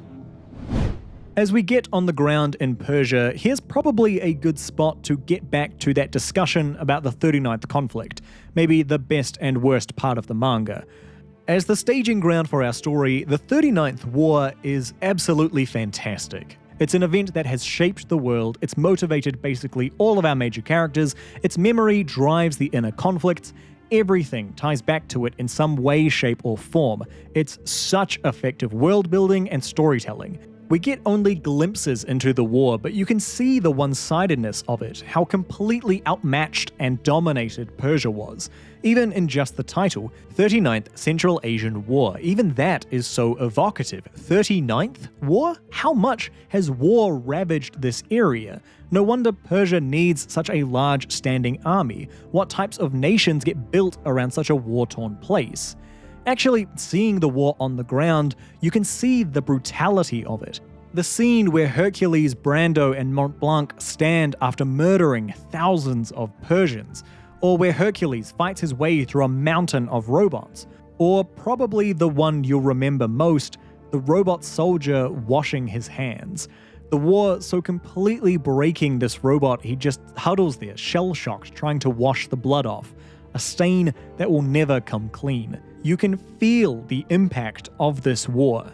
So why is it a mess? Well, buckle in, folks. There's one thing I'd consider the major failure in depicting the 39th conflict. The part I really get stuck on with the war, the hole in the boat sinking an otherwise great inclusion in the narrative. A lack of Persian perspective. Particularly, what's missing is even a brief POV moment from a Persian robot soldier. We see the war mainly through the lens of the 7 strongest robots. You know, the aggressors. One of the clear comments in the manga is that the war was unjustified. Persia was the victim of Thracia leveraging the UN against them. Yet, our main perspectives into that war are from the attackers, us building sympathy with them and their pain in suppressing a foreign nation. Well, what are our Persian perspectives? We've got Darius XIV, Dr. Abula, and Sahad. The first being shown as crazy, the second is a major villain, and the third is a victim of his own people who is also part of another major villain. There are a few minor moments like the death of Abula's family or the Persian man calling out Gizict for bombing kids. These are good moments showing the Persian perspective on the war. But the actual Persian characters that we follow, they're the villains. So the war might have been wrong, but don't feel too bad, says the manga. Persia still sucks, and disliking them is not only allowed, it's almost encouraged. Since our main Persian characters are mostly villains, you don't really need to sympathize with Persia at all. Darius is crazy and ran what was initially characterized as a pretty rough regime. You don't need to sympathize with him. Abula actually died in the war, and we follow a completely different character who's planning to destroy the world. You don't need to sympathize with him. Sahad, you actually can empathize with, because he is not truly a victim of the war against Persia. He's a victim of Persia itself. It was a Persian scientist that turned Sahad into Pluto. Persia remains the villain even when the story is trying to tell us that they're the victim. And this is where the struggle is. The manga is overtly anti-war, however it still retains some of this us versus them narrative, where Persia, particularly around the time of the war, is othered. The war was wrong, but us are still the good guys and them are still the bad guys. It's hard to have a truly anti-war message when we can only sympathize with the side that's attacking. In other words, war is bad because the good guys felt sad about killing you.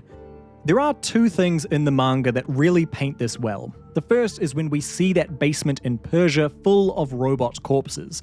The chapters before this have pushed the idea that robots in this story contain a lot of humanity. They are to be empathized with. Their lives are meaningful.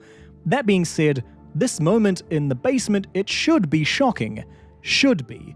And I'm wondering if anyone found this as horrifying as it was supposed to be. I get to this panel and go, oh, that's weird, what happened here? Completely divorced from the idea that this is a pile of once thinking, once living machines. Now, perhaps this is a bit too early in the manga to have a real empathetic reaction, so let's try a later moment. The Persian robot soldiers, mass-produced, all looking the same. Did anyone feel for these guys? Following the ideas of the manga again, each one of these robots should be treated like a person. The robots in this story drip with humanity. But these ones? They're just Persian soldiers, who cares?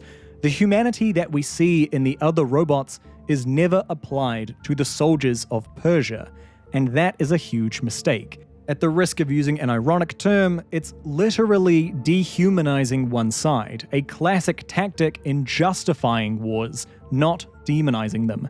To the manga's defense, the Persian soldiers' humanity is at least implied by how we see the strongest robots react to having killed them.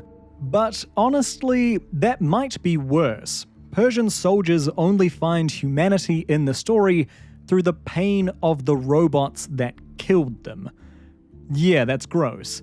And to clear this point up in case you're thinking it, the Persian robot soldiers weren't machines without AI. Those robots do exist, we see that with the cleaning robot in the bathroom. But these soldiers are full AIs. We know this because, frankly, it needs to be true for the plot to work. North wasn't traumatized from the war because he got tired of breaking basic robots. He's traumatized from being forced to murder thousands of fully functioning AI robots. Robots that the manga does not once give us the chance to empathize with. Let me not just fully one-side this point. There are two other minor characters which give us a good Persian glimpse into genuine, relatable pain as a result of the war. Those characters being Ali and Wasily, two Persian characters that seem like good people who have their own unique struggles due to the war. Finally, a chance to empathize with Persia. Finally, some examples of the more human and personal pain an unjustified war caused. Let's start with Wasily. We see he's so traumatized from what he saw in the war. He can't even speak properly, he just mostly repeats one word: Bora. The Persian weapon of mass destruction. Okay, so Wasily isn't actually scarred from what happened to Persia, more he's traumatized from the Persian weapon. Oh, great. Okay, so maybe not a good example of empathizing with Persia as the victim in this conflict. Well, we've still got Ali, this little guy hobbling about on broken limbs, still visibly scarred from what the war did. A child robot, no less. Like the Persian man said, there were no terrorists here. You were only bombing kids. And Ali is a sweetheart. Is this finally our one character to give Persia a heart? Yes and no. I think this might be the only character, major or minor, to emotionally connect us with Persia. How Ali is treated in the manga is a good example of how the manga treats Persia. Him being set up as this empathetic character is fantastic. Finally, a connection making Persia real for us, and the war against them finally being felt rather than just seen. Then what happens to Ali? He's presumably killed off screen, turned into an assassin, and then kills our main character before dying again himself. All without any explanation to what happened to Ali. Why? Because he's a Persian robot, and who cares about the Persian robots? Co-author Takashi Nagasaki is quoted as saying, "Pluto inherits the philosophy of Tezuka and does not merely convey a message of anti-war, but reminds us that there is suffering on both sides. But still, the only remaining answer is peace." And while the intention is there, I find the execution falls a bit flat. I would agree that the manga succeeds at conveying an anti-war message, but I do not feel as though the full scope of both sides is successfully explored enough. Absolutely, the suffering is shown, but as far as Persia goes, it is never truly felt. So the 39th Central Asian conflict, it's a beautiful mess. Gezicht decides to stick around in Persia and see what he can learn. So he sets up a meeting with the Persian Minister of Science, Dr. Abullah. On the way, he runs into a little flower peddler robot named Muhammad Ali, damaged from the war. If you haven't caught the motif in Gezicht's story, it's about children. He seems to run into them all over the place. Ali being a perfect embodiment of the damage the 39th conflict had, and Gezicht's own forgotten memories. Remember this little guy. Gezicht gets to his meeting and asks about what he learned from Darius. Abullah liked Darius, someone he says who was kind to his people and wanted to turn the desert into a land of green. Certainly a different take to what we've been led to believe about Persia, though this line in particular is a bit loaded. Gezicht then asks about Goji. Abula denies knowing him, saying that rather it was Dr. Tenma that was working with Goji. Together they made some robot so high level that it never awoke, a robot rumored to still be resting beneath Darius's palace. Finally, Gesicht shows the photo that Epsilon just gave him. Again, Abula denies knowing the photo, something Gesicht notes as a lie. After the meeting, Gesicht has a chance encounter with a salesman selling a Goji charm. Goji, described as a being of the sand who rose to teach truth before returning to the sand once again. A bit overly convenient for Gesicht to run into this clue, but hey. Then little Ali comes up to Gesicht once more, claiming to know the man from the photo, a man who went to Holland to study so he could fill Persia with flowers, a man named Sahad. Following the new clue, Gesicht goes off to Holland to learn about this man. Sahad was a very sophisticated robot and seemed like a good sort, someone with a real drive to turn Persia's deserts into flowers. In fact, in his research, he named every single flower he worked with. His research even led to one flower staying perpetually in bloom, a flower that he named Pluto. Sahad had come to Holland to study before the 39th conflict began, but after his father died during the war, he decided to return to Persia to enlist. The final clue Gesicht gets in Holland is a photo of Sahad with his father. Not just any father, but Dr. Abula. Gesicht immediately puts the call in to arrest Abula, political consequences be damned, and he heads off to where he might find Pluto, the research site where he as Sahad once grew his flowers. Gesicht being already convinced that this Sahad and Pluto are one in the same. This is the moment we get the much better story behind Pluto's name. It's not some weird game of word association from looking at horns, there's some actual logic here. The story of the enduring tulip. So Sahad was trying to create a tulip that could survive the harsh deserts of his homeland. He grew them stronger and stronger, trying to find a breed that would survive. Eventually, Sahad managed to do so. One day, he returned to his tulip field to find all dead bar one. Sahad had named every one of his tulips, and naturally, the one that survived had been named Pluto. Pluto the tulip has stayed in perpetual bloom for 3 years since then. Sahad did it. He found his enduring tulip. The Pluto tulip survived at the cost of the other tulips. It's not that the Pluto tulip simply outlasted the rest. The Pluto tulip lives by the sacrifice of the others. Clearly, this is a metaphor for Pluto the character. Abula made Pluto to be the survivor that would live through the war and fight back against the people that destroyed Persia. I'd say Abula twisted the idea of the Pluto tulip to rename Sahad, a vicious reminder of what Sahad had become. Every time Pluto now hears his name, he's reminded of what he is. An enduring tulip that lives while all those around him die. A survivor. Gesicht finds an underground base beneath Sahad's research field. Inside, there are readings that match up to his data on Pluto. That and a number of bugmen robots that Gesicht has to fight his way through. As he's doing so, he gets a call. Abula was found in a conference in Dusseldorf, a conference that Dr. Hoffman is currently speaking at. Just as he thinks about turning back, Gesicht finds who he's looking for. Meanwhile, at that conference, Hoffman is being attacked by one of his bodyguards, seemingly taken over by another AI. Interestingly, what the robot says here is Bora. This will make some more sense once we piece together the whole Goji Abula Bora business later on. Gesicht and Pluto get into a battle underground. Pluto tries to shock him, but Gesicht is immune to it, calling back to the original story. With his Zeronium gun, Gesicht manages to keep the fight going, ending with the whole structure caving in around the pair of them. Gesicht gets out, but Pluto's been heavily damaged. Then Gesicht gets hit by a surge of Pluto's AI. The devastation of the war, the fields of flowers that he wanted to make, the battle turns mental as Gesicht tries to talk Pluto down, reminding him that his name is Sahad.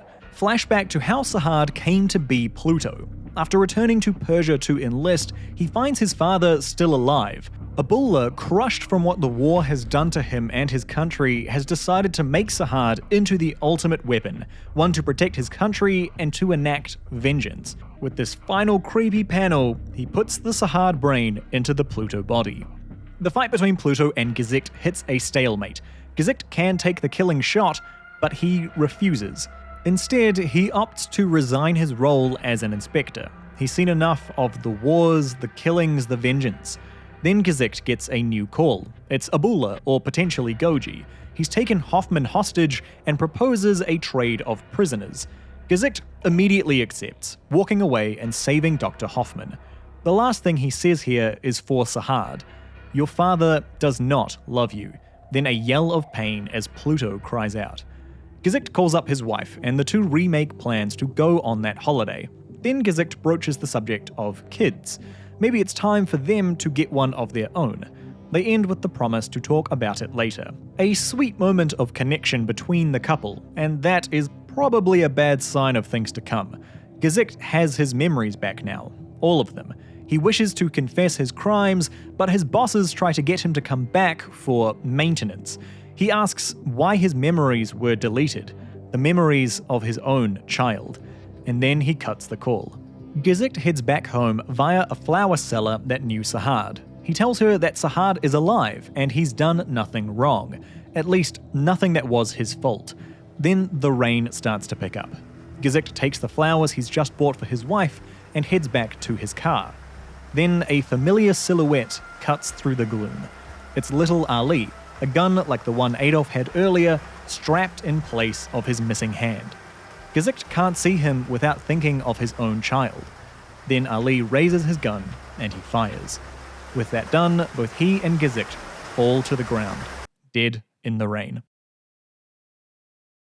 Gesicht's death always gets me. He's just got his memories back, he's on his way back to his wife to start something new, he's chosen to step away from the fight. And then he dies on some street in Amsterdam. Not only that, he gets killed by a symbol of his son, like his memories came back just to kill him. Or that the ghosts of the war that he took part in finally take their due, the next generation of Persia coming back to take their revenge. Later chapters are going to flirt with the idea that Gesicht's last thoughts were of revenge, of hatred. They weren't. They're clearly disbelief and compassion for a character that reminds him of his own child. A beautiful and emotional ending, much like the other strongest robots before him. Narratively, I think the choice to kill Gesicht is a good one. His story is done, he's rediscovered his memories, and chose to abandon the pursuit of Pluto. This is ending the cycle of hatred. Someone has to miss out. You don't get payback for Brando or Mont Blanc, you just let it end. And that is what Gesicht chooses, a message so in line with the themes of the manga. As much as I want to sit and experience this moment in the series, it's hard to ignore what this moment actually is. Yes, it's one of the most memorable moments, one of the most impactful moments. It's also where the manga leaps off a cliff. The past 46 chapters, I dare say, have been excellent. We are invested, we are involved, we are engaged. The story is pulling different threads and somehow we're keeping them all together and just watching this beautiful tapestry of a tale be told. It hurts to say this as a massive Urasawa fan, but from here on out, we are reading a different manga. There will be a few times the series shines back to the beauty of these early chapters, but this last quarter coming up is, well, it's not great. This is the point where the manga starts to decline. Plots are going to start making less sense, even in just me recapping the plot. Brace yourself for a lot of, somehow this happened, and apparently this is the case.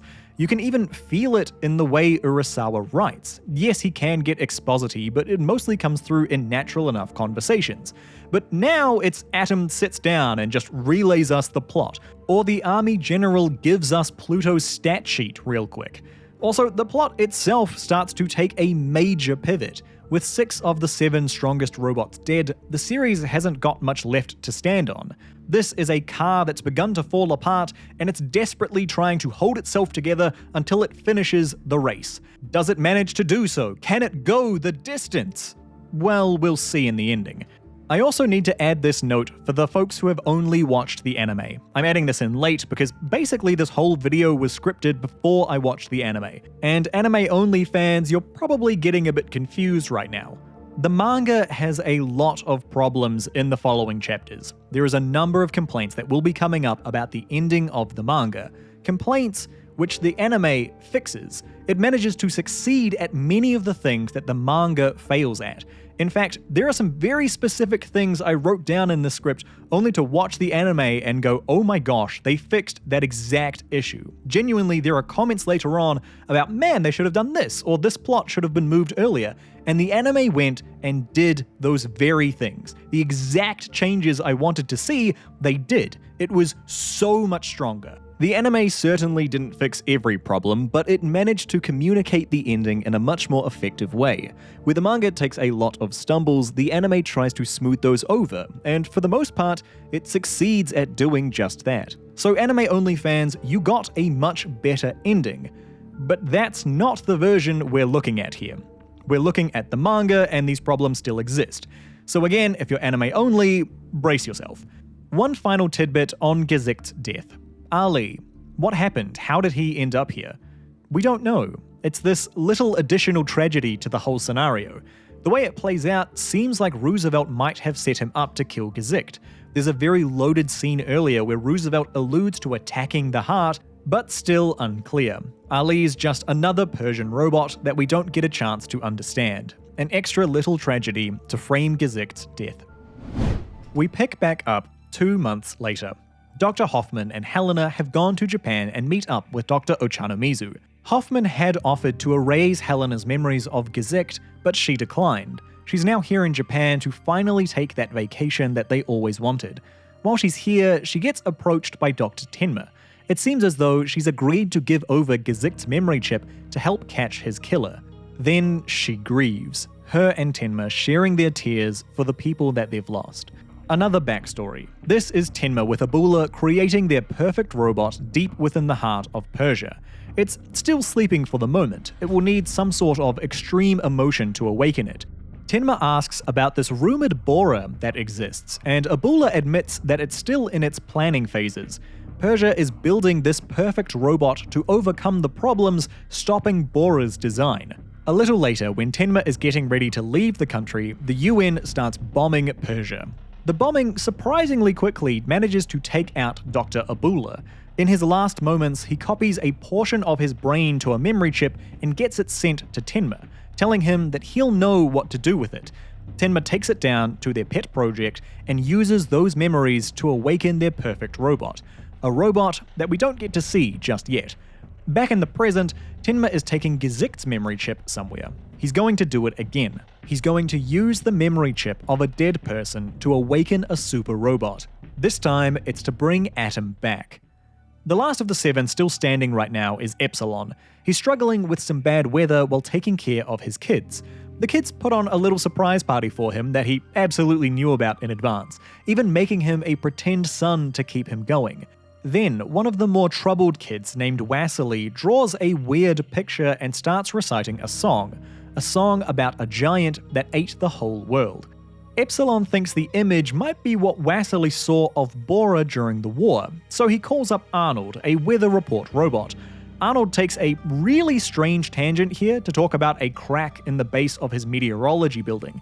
Incredibly forced to try and set up something for later, plus to add this new little motif about cracks growing wider as catastrophe looms. Great image, really awkwardly introduced. Then Arnold actually does what Epsilon asked, and only finds something huge under the smoke during the war. This whole scene's just a bit awkward, but we do need to mention Arnold since he will come up later. Epsilon then gets the call. It's time to go. He's being taken into protection since he's assumed to be the next target.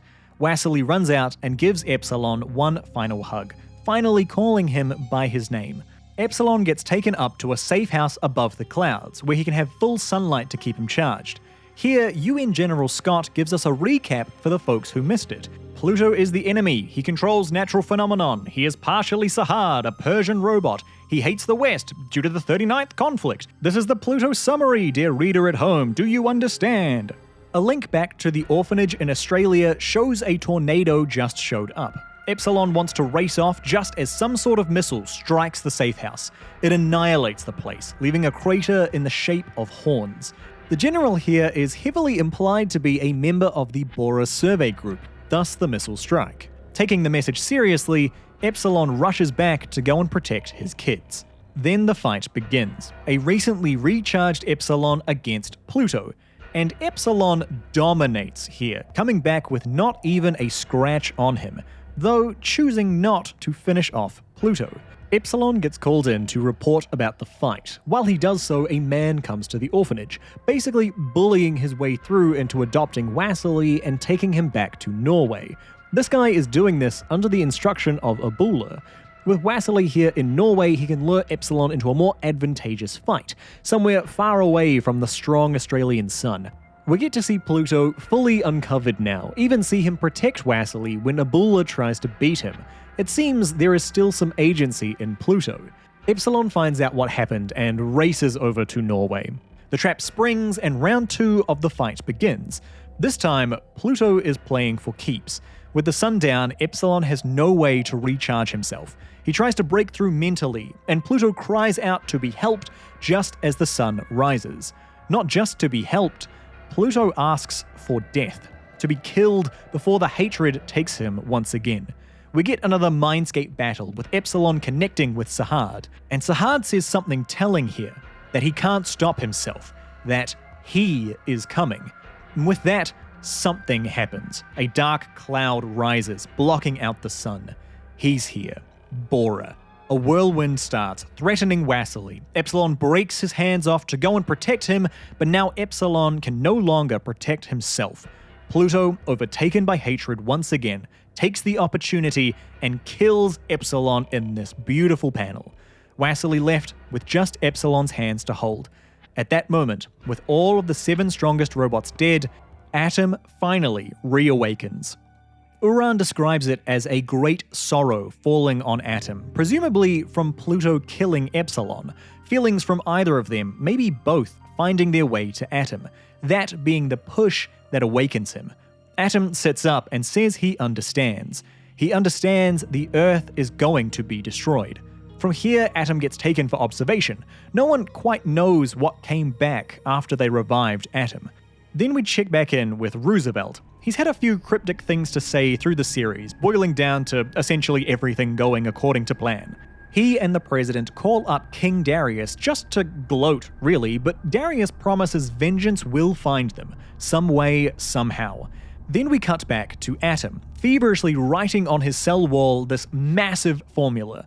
The formula for an anti-proton bomb, something that could destroy the Earth. The end result of 6 billion minds awakened on the basis of hatred. Let's double detour, first to talk about the end of the world. After Gesicht's death, the manga takes a pretty quick pivot to being about the destruction of the Earth, and, well, it's a bit messily handled. First, let's not say this is out of nowhere. We can look back to Darius' scenes talking about how the flood will come and only Pluto will survive. Beyond that, yeah, we can say it's almost out of nowhere. I'll admit this is a personal preference, but I find Urasawa's stories a lot more engaging on the character side of things rather than the plot. This moment of a wife learning about the death of her husband and trying to process and understand grief, amazing, I'm so invested. The world blowing up? Yeah, whatever. This story did not need world-ending stakes to up the ante. This whole idea being so absent before Gesicht's death really does make this second part feel like a completely different story. We don't uncover secrets to learn about it. There's no hinting that it's coming. The characters just kind of figure out that there's this world-ending plot that's apparently been going on. Epsilon says he figured it out as he dies. Atom then wakes up just knowing all about it.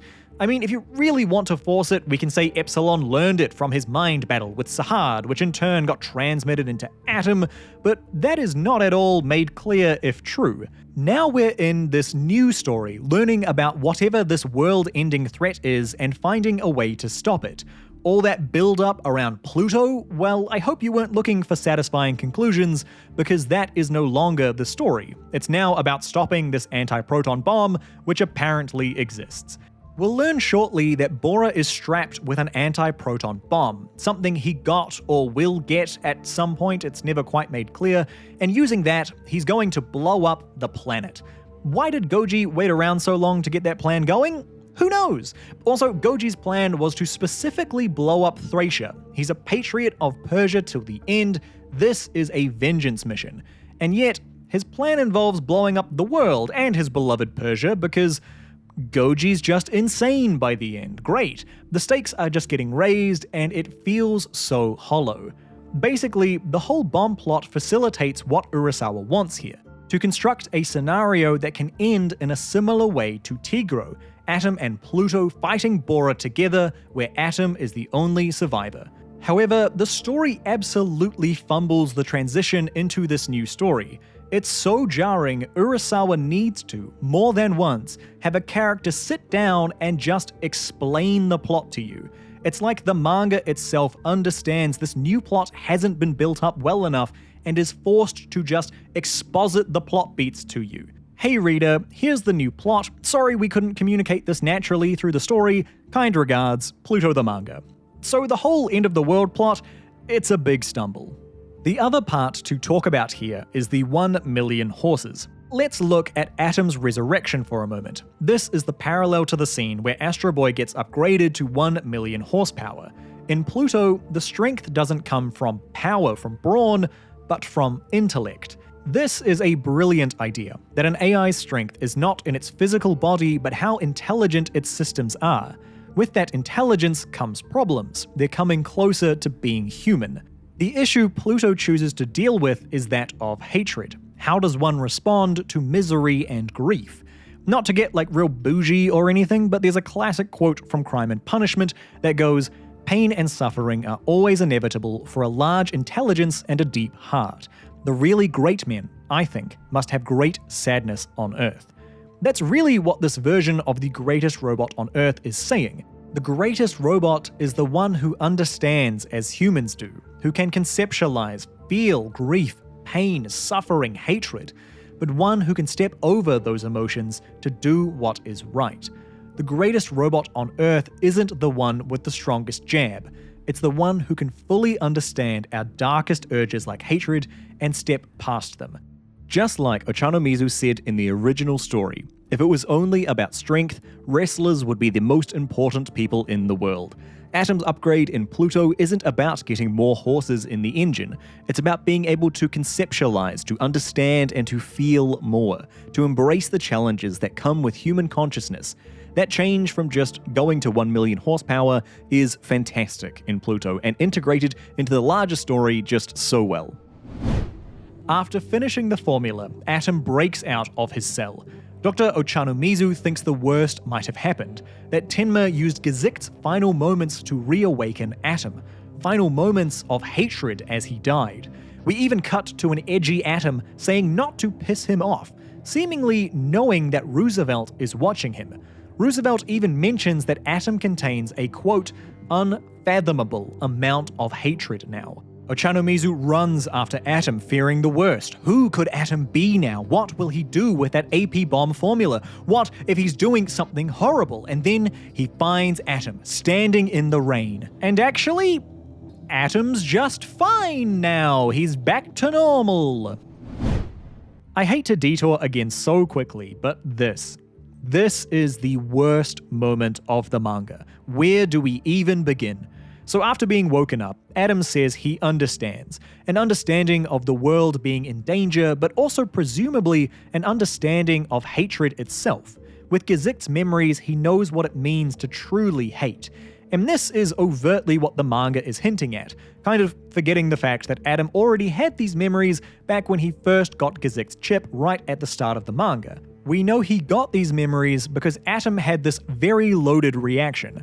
But now it's like Atom's new AI is really letting him indulge and be taken over by this hatred, to not just experience it, but to understand it. Okay, so that kind of works. An idea has been built up explicitly since Atom's death, and more subtly with various references in the dangers of robots being too human. The concept of extreme emotion completely polarizing a powerful AI and turning them into a monster. And what could an unchecked and wrathful Atom do now that he's free, now that he's been awoken by hatred? The manga is going to go on to confirm that yes, Atom is being guided by hatred here. It's the last challenge for him to overcome in the finale. He even says, and I'm paraphrasing, "I'm so much better at hating than you, Pluto." So we have to read this moment with the formula and the escape as Atom struggling from being reborn by hatred. But in the space of one walk in the rain, he just figures out how to deal with it. Now he's basically back to normal, ready to go and save the world, just with a vendetta against Pluto. That is all that has changed. He's the exact same, just a bit more angry at Pluto. There's another character in the manga who is in the exact same situation as Atom, a 6 billion personality mind brought to life by extreme emotion. He ends up with a split personality, he's consumed by his hatred, he deludes himself into believing he's still human, he makes multiple plans out of vengeance, one being the destruction of the Earth. He's a violent, scheming, vindictive, self-destructive mess. This is what the awakening process is like for such a complex machine birthed by hate. But see, you're pointing out, that robot was awoken by a final memory of extreme grief and hate. Atom was awoken by a mix of Gazict's compassion in his final moments, and perhaps the misery felt by Epsilon and Pluto at the time of Epsilon's death. Of course Atom would end up different to Gojilla. To which I say, yes! Yes, I agree. Atom is not awoken by hatred at all, so he should get over his anger quickly. The question is, why is he so consumed by hatred in the first place? If the extreme emotion becomes the driving force of the personality, why isn't Atom overly miserable or compassionate? Why does he become hateful? I just don't know. The manga wants us to think he's become this hateful monster, but we know he shouldn't be. It makes no sense for him to be. But okay, manga, let's just roll with you for now. Atom has been reborn through hatred and become something new. Now, what are you going to do with this idea? With Ochanomizu running around, our minds start running too about what Atom could have become. What will he do with that anti-proton bomb formula? Why did he smash down a wall and escape? Our minds flooding with ideas and fears about what this new Atom could be doing, only to come crashing down immediately in the same chapter in this massive anti-climax. It turns out, if you're struggling with extreme hatred, a quick walk in the rain is all you need to set yourself right. What a horrible scene for a manga about overcoming our hatred. Also, Atom should not be Atom. If Atom was truly killed by Pluto, then he should be resurrected as someone new. When Uran and Pluto talk in the middle of the park, one of the topics they discuss is death, and what that means to a robot. Uran describes it as an electronic brain can be broken in ways that can't be repaired. If it is somehow fixed, you'd have to be a different robot. That smells to me like some foreshadowing, but no. Either Pluto never actually killed Atom, which undercuts his whole death in the manga, or Atom needed to be a new person after his resurrection. But he's not. He's just the same old Atom with some extra spice. So I guess Pluto went easy on Atom because of reasons. It's one of our clear examples of the latter parts of the manga undercutting the good stuff that came before them. Now I need to take another moment to praise the anime again for a second. The anime adds in a bunch of later scenes to this moment in the rain. Atom runs out and we see him in the rain, and then it cuts to the remaining Gazict flashbacks. We watch in real time as Atom processes all of Gazict's story, leading him vicariously through the cycle of hatred to a place where he's okay. Not fully past things, but okay. This was magnificent to see. It fixes up this moment so well and solves another issue the manga ending has. It gives us clear reasons as to why Atom calms down. So instead of angry Atom takes a walk and then just calms down, the anime has angry Atom takes a walk, then a long sequence of flashbacks going through the key points of revenge in Gazict's story, Atom following these memories until the lessons learnt from Gazict get Atom to a place where his hatred isn't in complete control. Then he calms down. I think you can guess which one is better. But for the manga, yeah, this sucks. This is the worst moment of the manga. Dr. Tenma gets abducted by Abula. The plan is to get Tenma to find a way to move Abula's human consciousness into Bora. And here's where Tenma drops the bomb you probably saw coming. Abula isn't a human at all. He's a robot. the robot that Tenma and the real Abu'la made all those years ago in Persia. That mysterious robot scientist named Goji, that was Abu'la all along. Then the roaches come and carry his AI away. If this is a bit confusing, there is some more we'll learn later and we'll clear it up after that. Atom goes to visit Brow and asks him for a favor, something we don't know about yet. Brow only asking that Atom will promise they'll meet again, and he promises. Then Atom is off to visit Helena.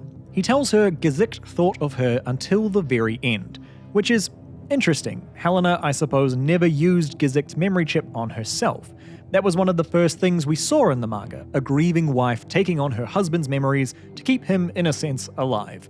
But Helena didn't because of undisclosed reasons.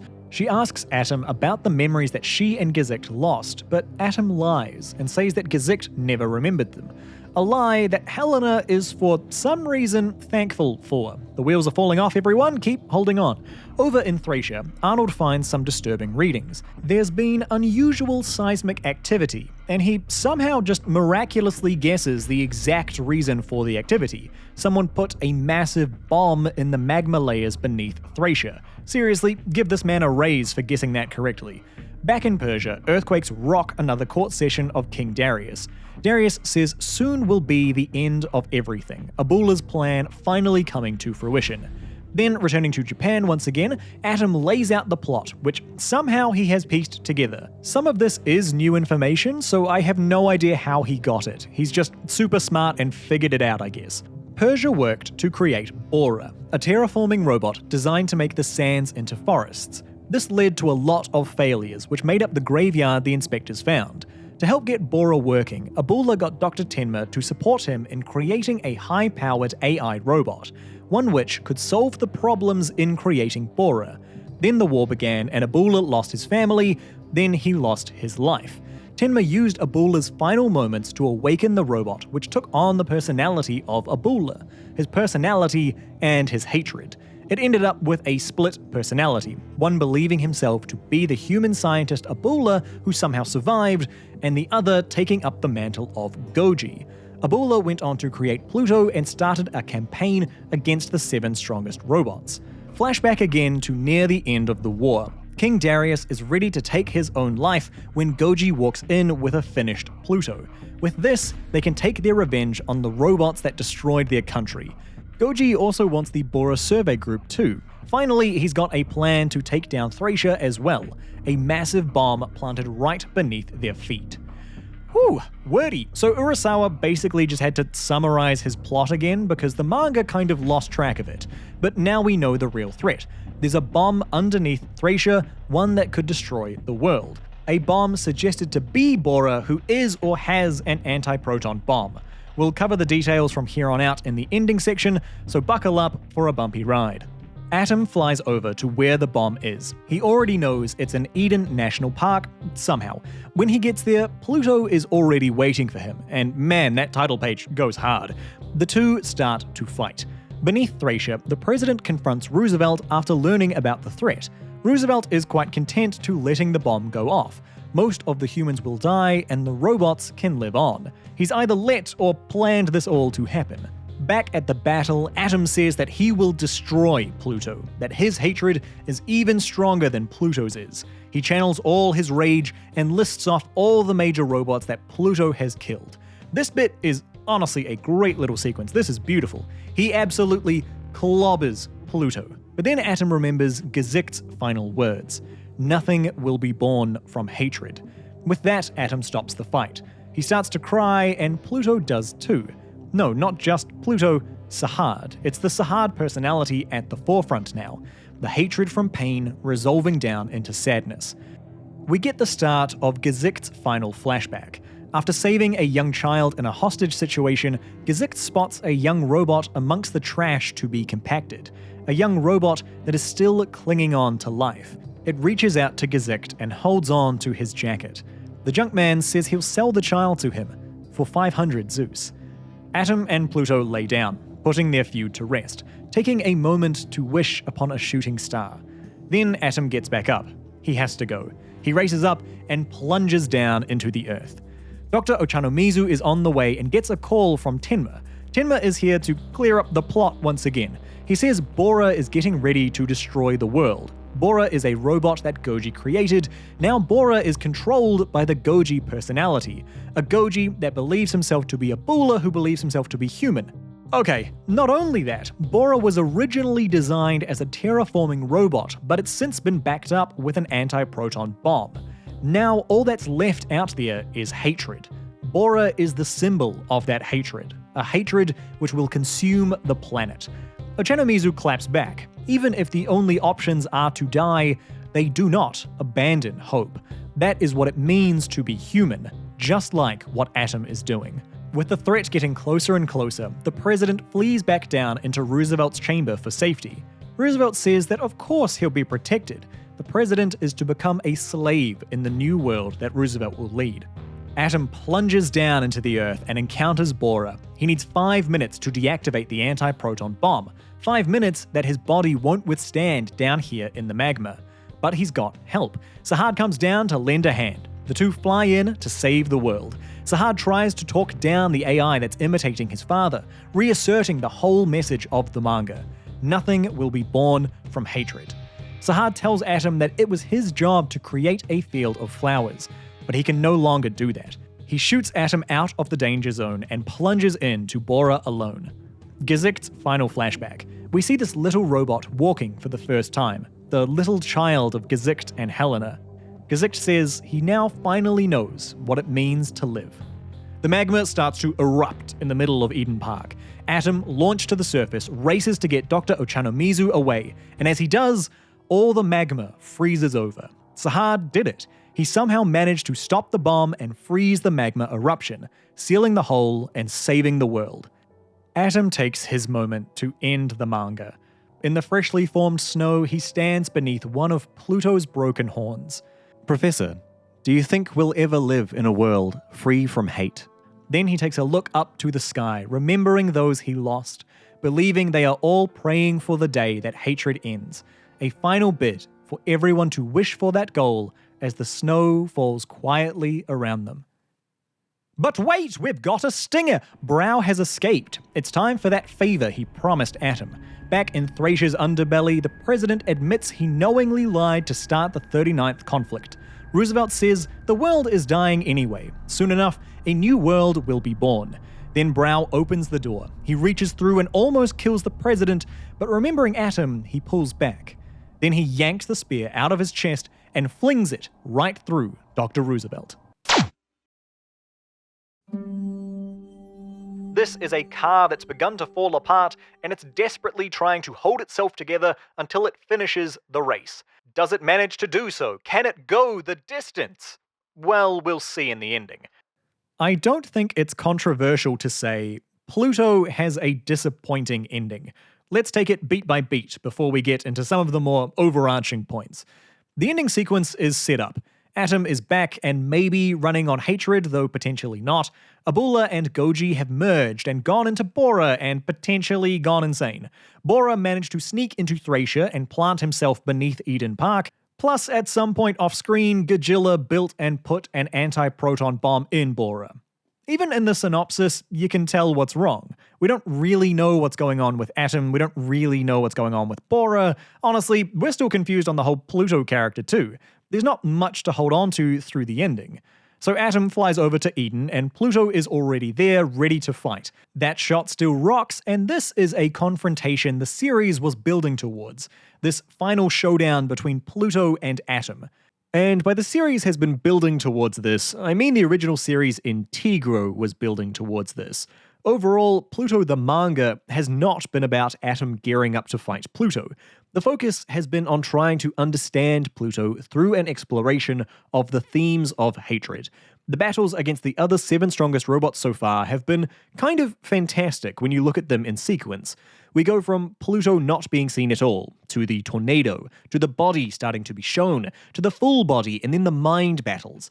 Each successive fight reveals more of Pluto until we get to the final battles where Gezicht and Epsilon start to break through into Pluto's, into Sahad's mind. The fights are an extension of this investigation into Pluto. So while a final fight with Atom hasn't exactly been the setup, a final battle to break through Pluto's mind and save Sahad has been. It would be a real shame if this final battle with Pluto didn't reuse the Mindscape ideas from the previous fights. So the fight doesn't use the Mindscapes at all. Instead, the focus is on Atom trying to overcome his hatred, and Pluto is treated as secondary, or as an afterthought in the fight. This should have been the moment to fully explain how Pluto can overcome his hatred and his programming. Atom finally breaking through to Sahad the way that Gesicht and Epsilon tried to before. Instead, no, the fight just fumbles that idea and puts the focus on Atom instead. Secondly, the latter part of the manga has been all about Bora. This is the new big bad now, this is the focus. So the final battle with Pluto, it's less interesting now, because the story is telling us it's not that important. Pluto isn't important. Bora is. The final fight is robbed of its narrative weight because the manga has put our focus and its focus elsewhere. As for the fight itself, once we get past the whole focus changes, it's not all bad. Hearing Atom list off the robots that Pluto has killed, flashing back to them as Atom just tears Pluto apart. This is cathartic. This is actually fantastic. There's such a clever idea hiding in here about us reveling in the revenge being taken. We are along with this feeling.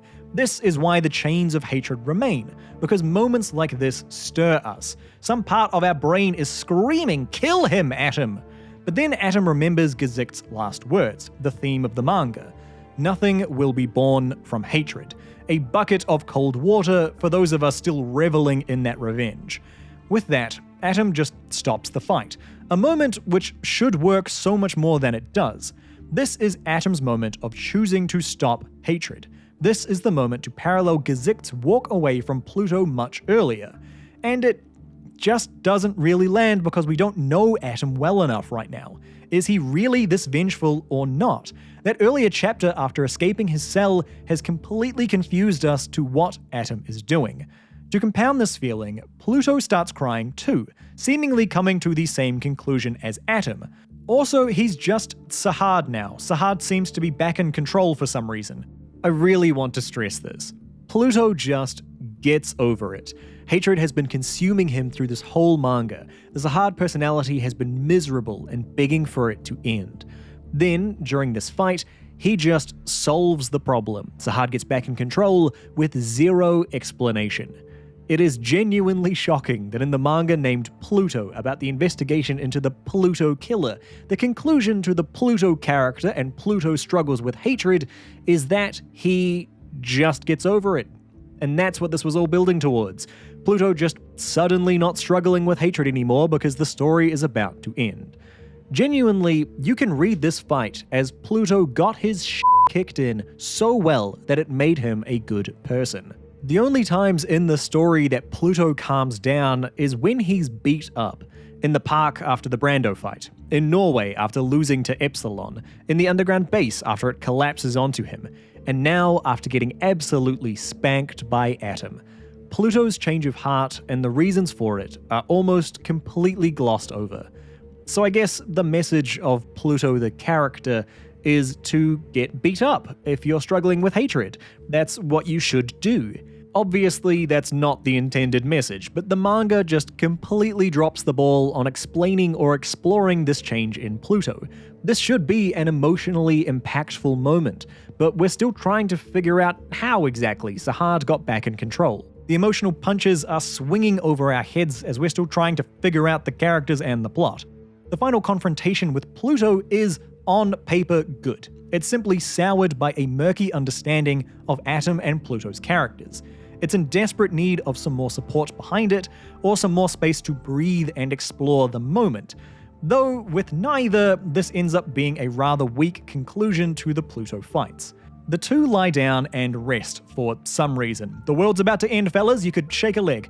We've been given no reason why they'd wait around. They wish on a shooting star for the same thing. A strange tie-back to Pinocchio that was only mentioned once, though to be fair, wishing on stars does have more context than just Pinocchio. They wish for the same thing, the subtext being an end to the chains of hatred. So Atom flies off to do just that. Stop Bora before his hatred destroys the world. At this point, it even feels like Urasawa knows the ending is falling apart. Tenma has to come in and explain who Bora is over the phone. Yeah, Bora, Goji, Abula, etc. Bora is basically a big metaphor for hatred. Hatred's gonna blow up the earth. That's the message, audience. Do you understand? This is the end result of hatred, but hope. Hope is good. Be hopeful. Overcome hatred. It's very clunky.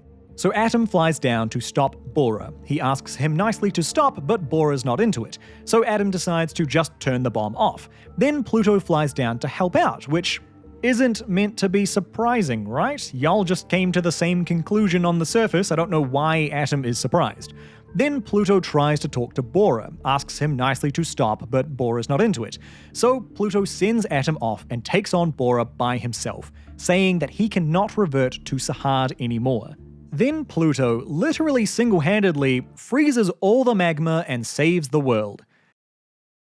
I don't think we've done a list in this video. Let's make a list of some of the main reasons why this doesn't work. 1. Pluto says he can't go back to being Sahad anymore, and everyone's a bit lost on who Pluto is. We thought Sahad was back in control. That was pretty clearly mentioned on the surface just a moment ago. 2. Bora is meant to be incredibly powerful. We never learn how strong he is, but he would put up a good fight for Pluto, yet he gets jobbed anyway. Number 3. Bora being near Pluto at Epsilon's death made Pluto lose control, but now he's fine because of reasons. 4. Pluto has magic powers and uses those to save the day. Yes, our science fiction story ends with magic powers. Number 5. We've never seen ice powers, so this does feel a little left field. Yes, he's got natural phenomenon powers, so it's not too egregious. 6. What happened to Bora? Is he still there frozen? 7. Remember when the familial tie from Sahad to Abula was important? We had that very loaded scene when Gesicht walks away from Pluto. Does the manga want to close that idea? No? Okay.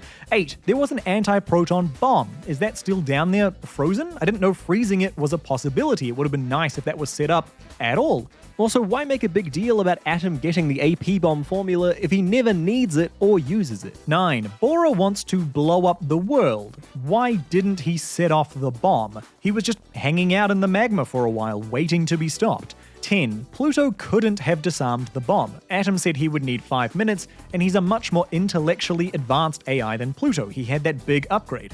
Bit of a risky play for Pluto to go in alone. 11. The final confrontation happens way too quick and way too off-screen. We go from, holy moly, the world is ending, to everything is fine, let's wrap things up, in 4 pages. And those 4 pages are mainly just looking at frozen magma. That is the biggest one of all. The final showdown against Bora, who's apparently the big bad as this last quarter has tried to set up, it's all off-screen. Pluto solves all of the problems somehow, and we don't see it. We don't know enough about Pluto or Bora to infer what happened.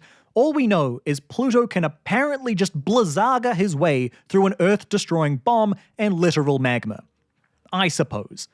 The final shots in isolation are really beautiful. Atom stands with all the others dead, their spirits in the sky above him, as he wonders if hatred will ever truly disappear. Genuinely lovely pages. Some stumbles, but at least those final 4 pages go strong. Wrapping up the theme, flashing back to the characters we journeyed with, a great place to end. But then there's the stinger, and fair enough, I suppose, there is one final villain to get rid of, but man, the manga just landed. The ending wasn't great, but those last pages are strong visually and thematically. That's your ending point. But okay, the manga goes on for a bit more. Brow rolls up to see Dr. Roosevelt. Following the trend, how did he escape and get here?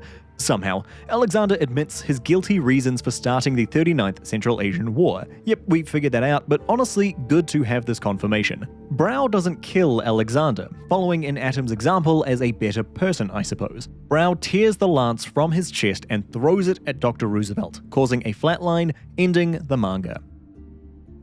Dr. Roosevelt isn't just the teddy bear, right? He's this massive supercomputer complex that we were first introduced to, surely. The teddy is just the mouthpiece. So what did this spear throw do exactly? I mean, cool visual for sure, but what did it do? Mute the mouthpiece? Dr. Roosevelt is still there, big old computer hanging in the background, plus Brow said if the spear was removed, it would kill him. So Brow just killed himself to stop the mouthpiece of an evil supercomputer. That was the favor Atom asked you to do.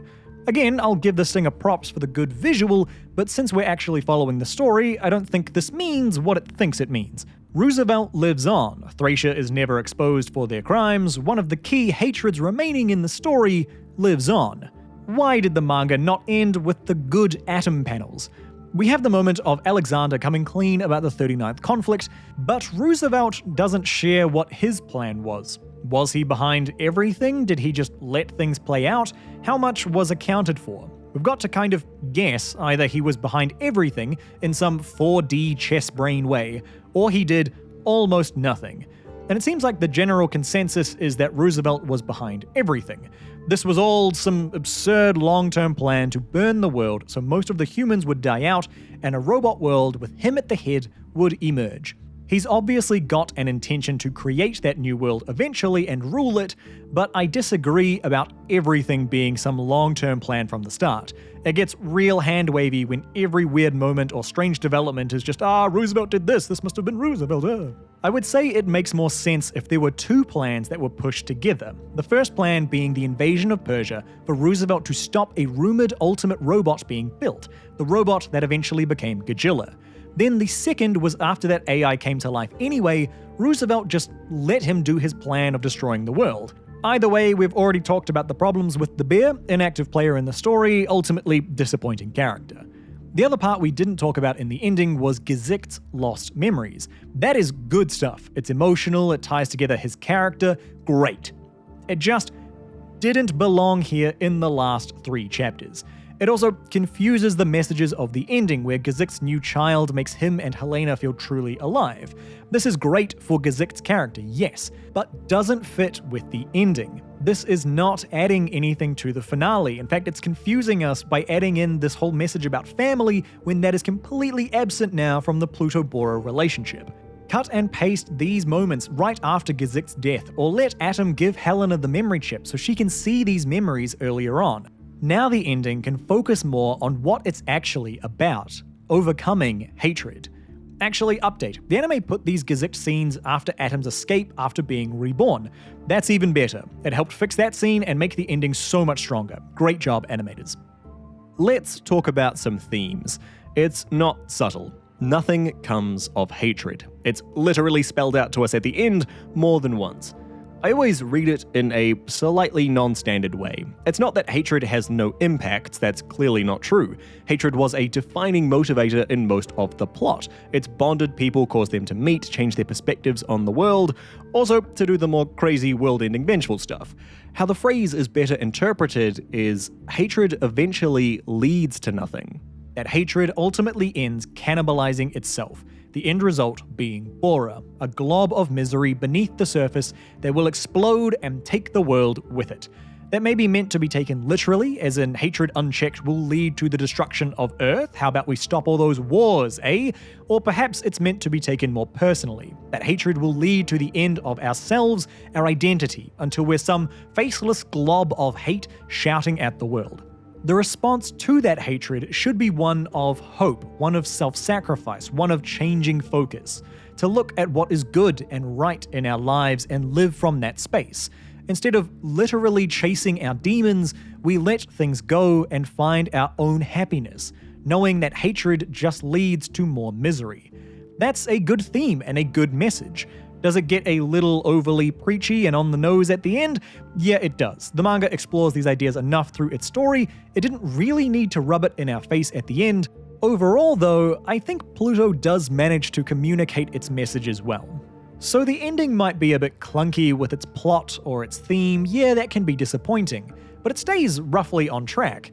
What takes it to being an actually bad ending? Well, it's how it influences the rest of the story that came before it.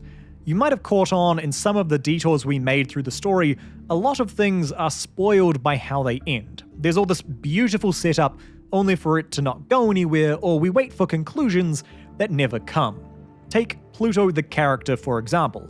Interesting character, interesting powers, even his backstory. Yeah, this is going somewhere good. Then things just get completely dropped. Sahad said it was his purpose to bring flowers to his home country. Nope, he never goes back to Persia. Pluto had all those horticultural magic powers. He turns magma into ice, and that's all that was building towards. Sahad struggles trying to overcome the hate put into him. How does he overcome that? He just does, by the end. This loaded line about Sahad's father not loving him. Well, his father's just crazy by the end, and that relationship is not important. And that is probably the biggest crime this ending makes. It takes about 47 chapters of really engaging and beautiful and evocative storytelling and squanders them. The story has us so invested in finding out who Goji and Abula is, finding out what's going on in Pluto's head, how is the teddy bear involved, will the villains get a comeuppance, what will happen when Atom is reborn as something horrifying. All these answers and more don't end up in an interesting place. Either that, or they're not explored enough to really have a conclusion. So if you go back and reread the manga, you end up discarding a lot of interesting ideas because you know they're not important.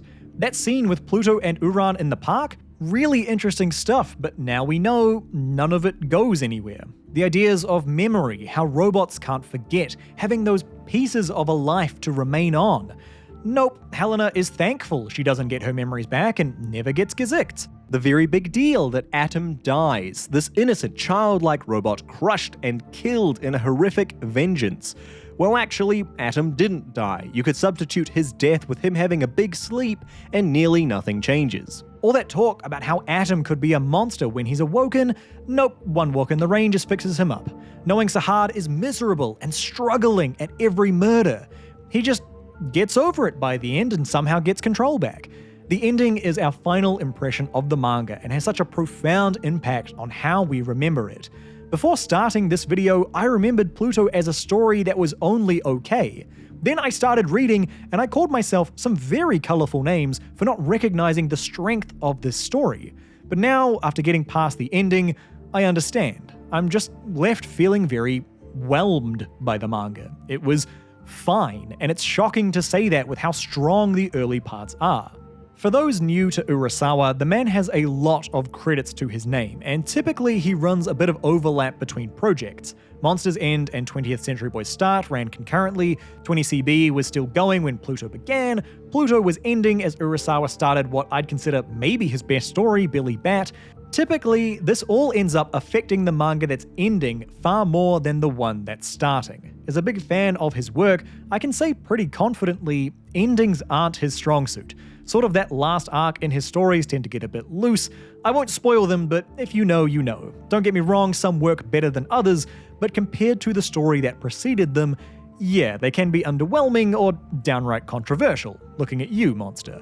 If I had to rate the Urasawa big boys based off their ending, Pluto tragically suffers the most, and that's a real shame because I think overall it has maybe the strongest story. It didn't waste time, there's no superfluous side plots, it's engaging and well paced, until that moment where Gesicht dies, and then it's just the downhill slope to the final chapter. The ending really does keep Pluto from being the masterpiece manga it could have been. But let me give a word to the anime-only fans again, because you're probably really surprised I'm ragging on the ending so much. The anime went and fixed a lot of those problems with the ending. It moved Gesicht's flashback and the stinger earlier, it lets moments hang for longer, it added little details here and there to clarify things. Things like expanding Atom's final conversation with Brow to actually explore who Atom is now after his resurrection, or giving a reason why Atom can't fly down to stop Bora immediately, or Atom giving Pluto the anti-proton bomb formula, or expanding how the magma turned to ice, or actually showing some of the final battle between Pluto and Bora, rather than just completely glossing over it. There's all these very clever little additions and changes that build on each other to make the ending actually work. I've said before that I think the ending as written works in theory but not in practice.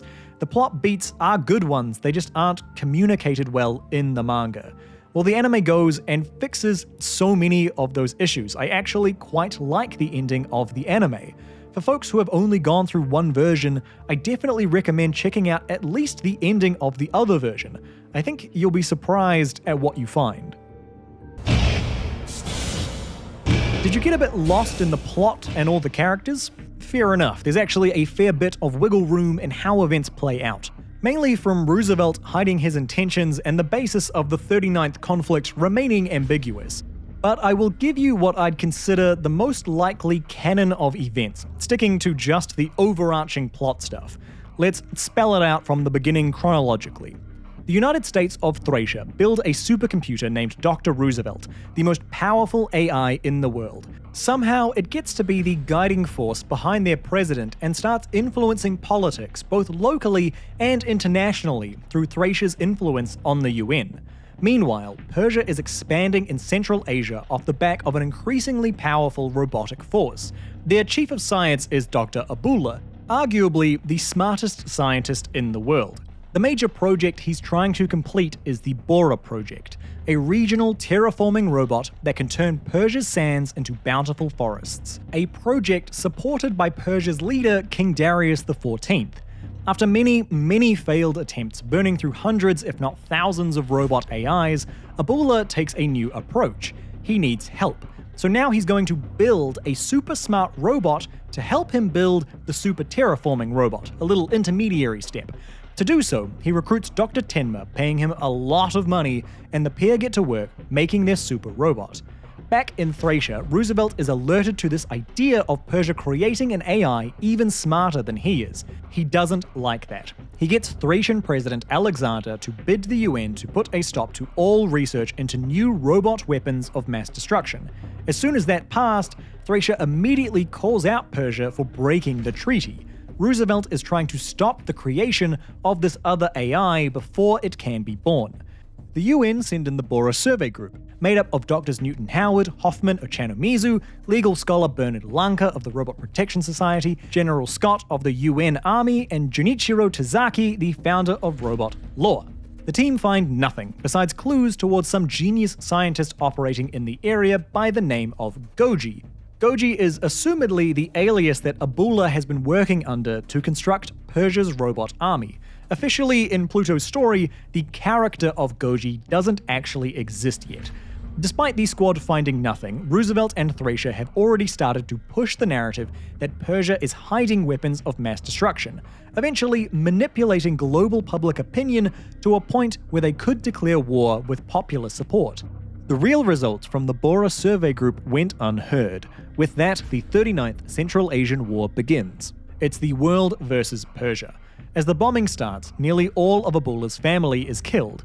As the grief overtakes him, he is wounded as well, only having enough time to upload a scan of a piece of his brain to a memory chip. It's taken to Dr. Tenma, who uses it to awaken their super robot. The robot that wakes up is the result of 6 billion personalities organized and channeled by the extreme emotion of Abullah's death, his grief over his family and his country, and his hatred for those responsible. The personality ends up fracturing. The robot left with 2 personalities.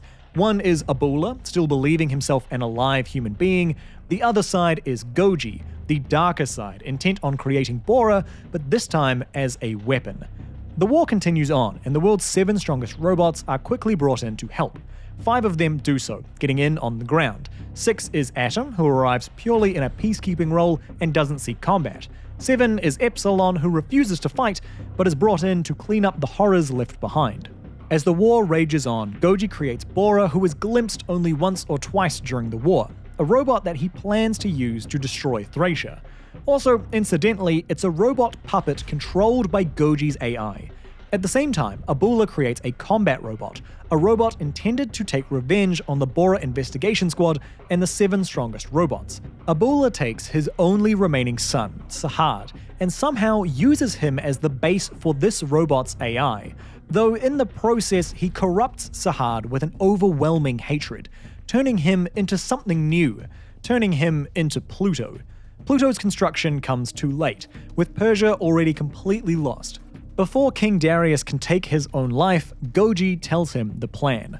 So the war comes to a close. Darius is imprisoned, where he sits quite happily, waiting for the promised vengeance to come upon Thracia. Abullah returns to being Persia's chief of science, escaping blame for any of Persia's past supposed crimes. Then Abullah begins his revenge. He kills Lanka himself, sticking horns in his corpse as a message. He and Pluto going on to systematically take down each of the 7 strongest robots and members of the Bora investigation squad. the only ones to live through it being Drs. Ochanomizu and Hoffman, and technically Atom, who gets revived by Dr. Tenma. Through this time, Europol agent Gesicht is researching the killings, eventually learning about Sahad and his struggles trapped in that larger Pluto AI. Sahad seems to be increasingly getting control of the Pluto body, but the hatred put into him still remains the dominant mode. Gesicht is killed during his investigations, his memories being transferred into Atom to aid his revival. Concurrently, Goji somehow manages to move Bora around the world undetected and install an anti-proton bomb in him. Once all of the 7 strongest robots are dead, the Abula and Goji personalities merge. Goji shifts his AI into Bora and gets his Tabiba to Thracia, burying himself in the magma pocket beneath Eden Park. Roosevelt is quite happy with events, planning to let Bora's bomb go off so he can lead a new robot world after all the humans are dead. Atom, though, fresh from his revival and upgrade, heads to Thracia to stop the bomb and save the world. Here he fights Pluto until the Sahad AI takes over again, this time seemingly for good. Then Pluto goes down and defeats Bora off-screen while disarming his anti-proton bomb and freezing a volcanic eruption. Finally, Brow, recruited by Atom, sneaks off and kills Roosevelt, leaving the world truly saved. That's it. There is an alternate take that Roosevelt had planned everything from the beginning, that the war was meant to radicalize Persia's best and brightest into bringing about an apocalypse, one from which Roosevelt could rise to lead the robots to a new beginning. I ultimately dismissed that theory because surely there are easier ways to kill all the humans than just hoping you could traumatize someone enough to do it for you. Surely one of the most intelligent AIs in the world would have a more concrete plan. So it seems like Roosevelt simply figured out what Goji was up to and let him do it. Let's hit some of the stuff I cut from the main body of the video. These are the more fringy topics, the ones that ended up a bit too loose, I couldn't get my thoughts across clear enough, too short a topic, or just pieces that never had a natural enough time to segue into. Let's get into them. Robo-K. I originally had a segue to talk about Robo-K, but didn't feel like it fit in well. I'm really curious to know how people felt about their inclusion.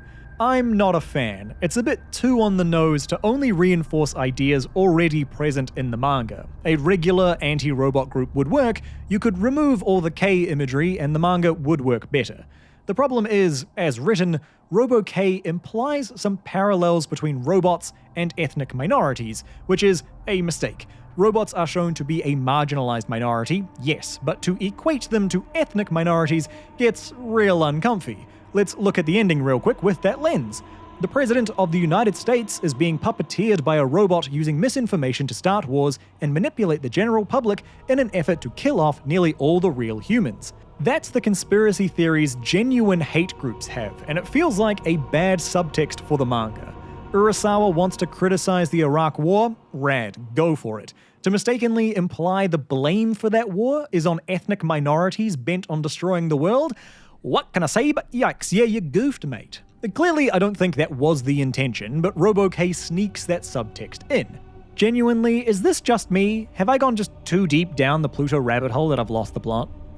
World building and world building. A story in two halves. There is some excellent world building throughout Pluto, from the overt mistreatment of robots to them only recently getting rights, to the obvious humanity and individuality of the robots, most of which are topics covered in other Astro Boy stories. Then the more specific historical events that shaped the world of the story, namely the 39th Central Asian War, the, funnily enough, central event that creates the entire story.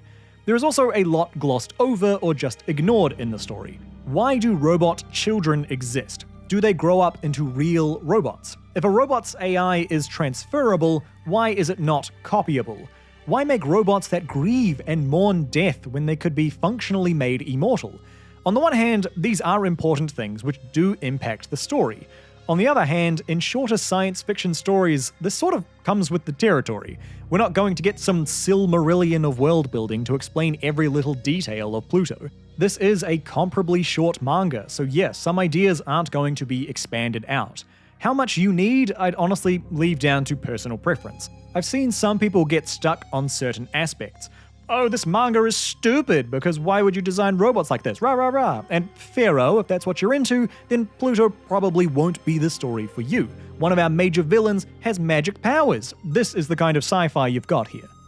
Give him the horns! One of the most defining early visuals of the manga. The bodies with horns. Mont Blanc, Lanka, Tazaki, Brando, Scott, Newton Howard. And that's it. Honestly, this is something I only noticed from going through the manga in this much detail, but I'm shocked I missed it. The horn motif isn't consistent. 7 strongest robots and 4 Bora squad members die through the manga. Of that combined 11, only 6 are horned. The others, Gesicht, Atom, Epsilon, North, Hercules, they don't get horns. Also, it seems like Hoffman wouldn't have either if that bomb blew him up successfully. So let's say half get the horns. For one of the most striking visuals, I'm surprised all the kills didn't get horns, especially Atom's death.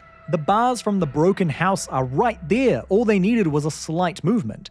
It's not a matter of the bodies being destroyed either. Brando was destroyed, but he still got horns. Scott was blown up, but look at the impact crater. There are ways to keep the visual going even if the body is gone. I want to say that this is a big missed opportunity in the manga. There was a chance to have this style carry through all the kills, tying them all together visually as well as narratively. Then again, I didn't notice this at all until making this video. And if I needed this much detail to notice, is it really that important? The Bora Survey Group. If I had to describe this squad, I would say this: reasonable at their job, horrible at reporting. So they went into Persia, didn't learn about Ebola, only rumors of Goji. Okay, I can buy that.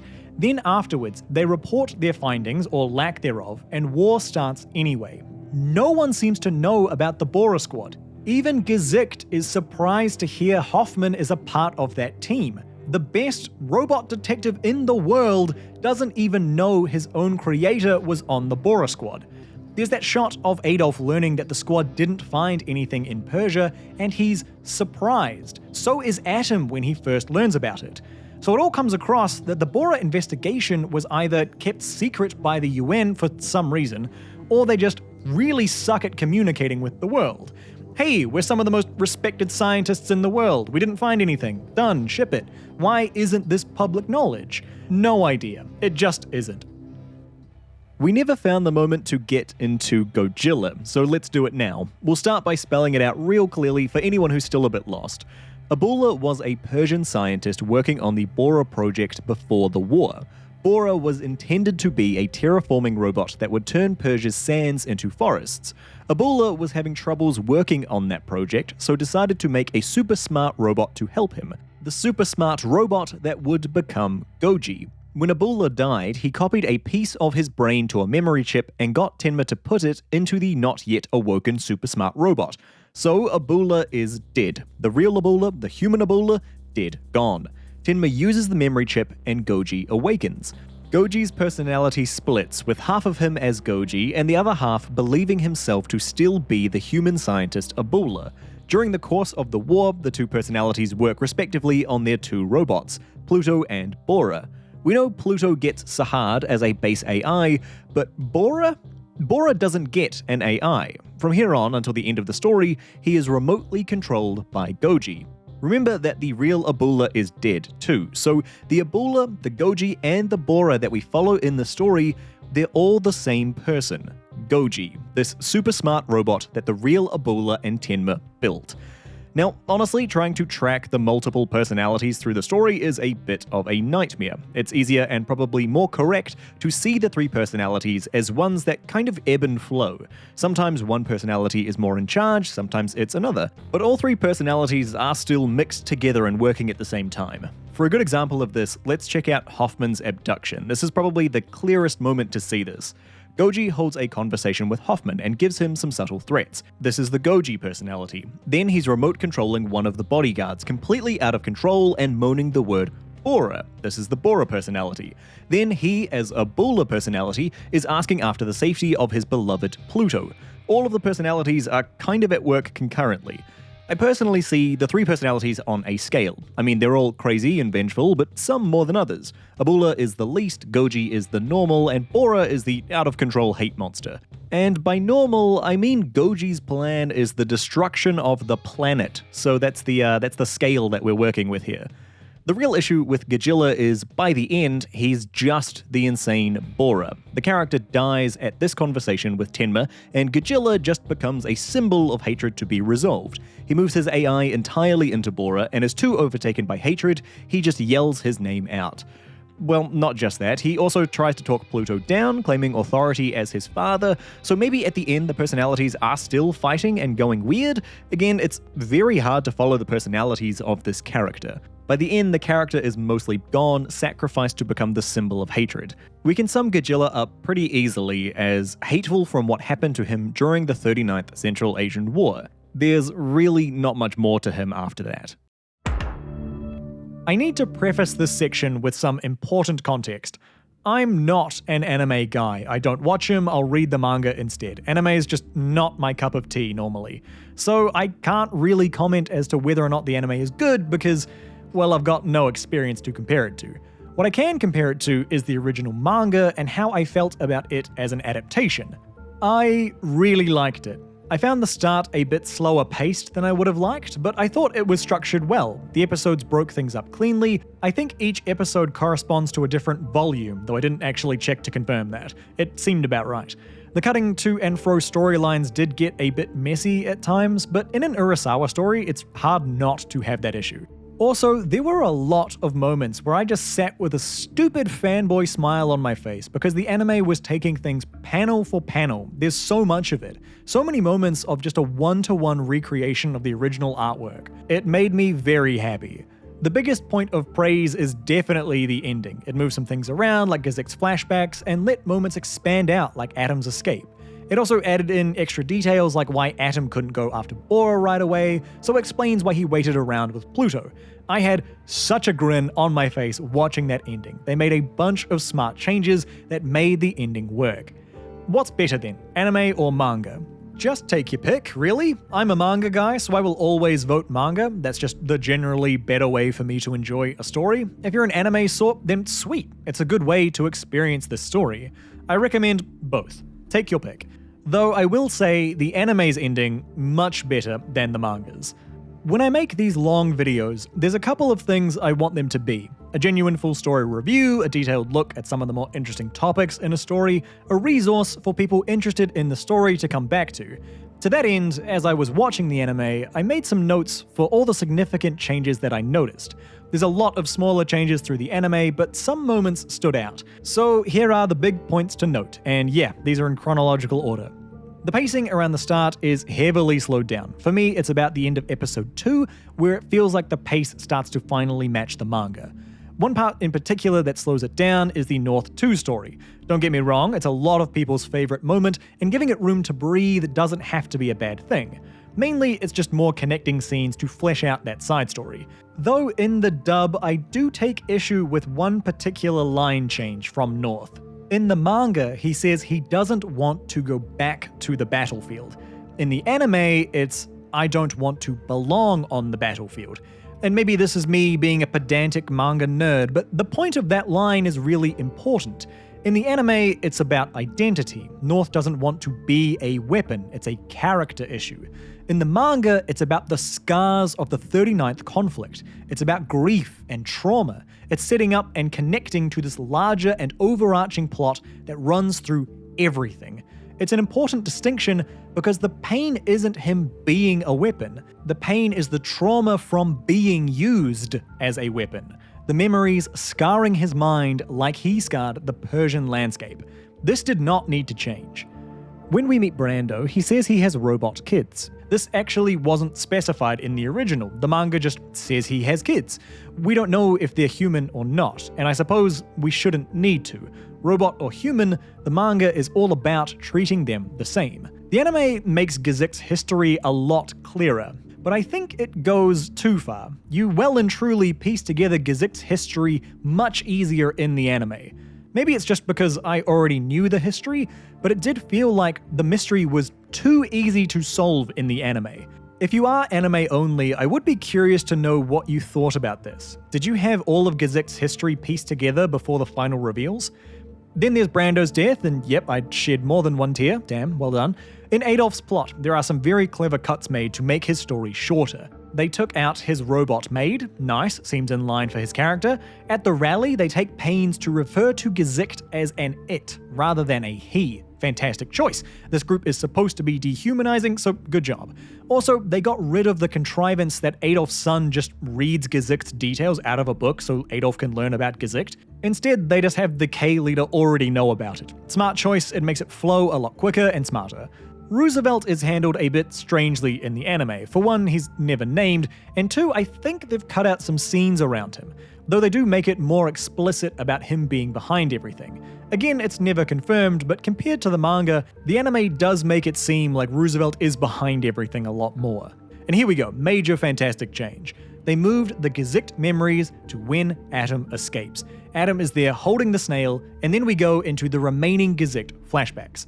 This was perfect. This made the ending so much more focused, it helps fix the worst chapter of the manga, it helps explain Atom's motivations at the time better. I was elated watching that. Brilliant stuff, such a good choice.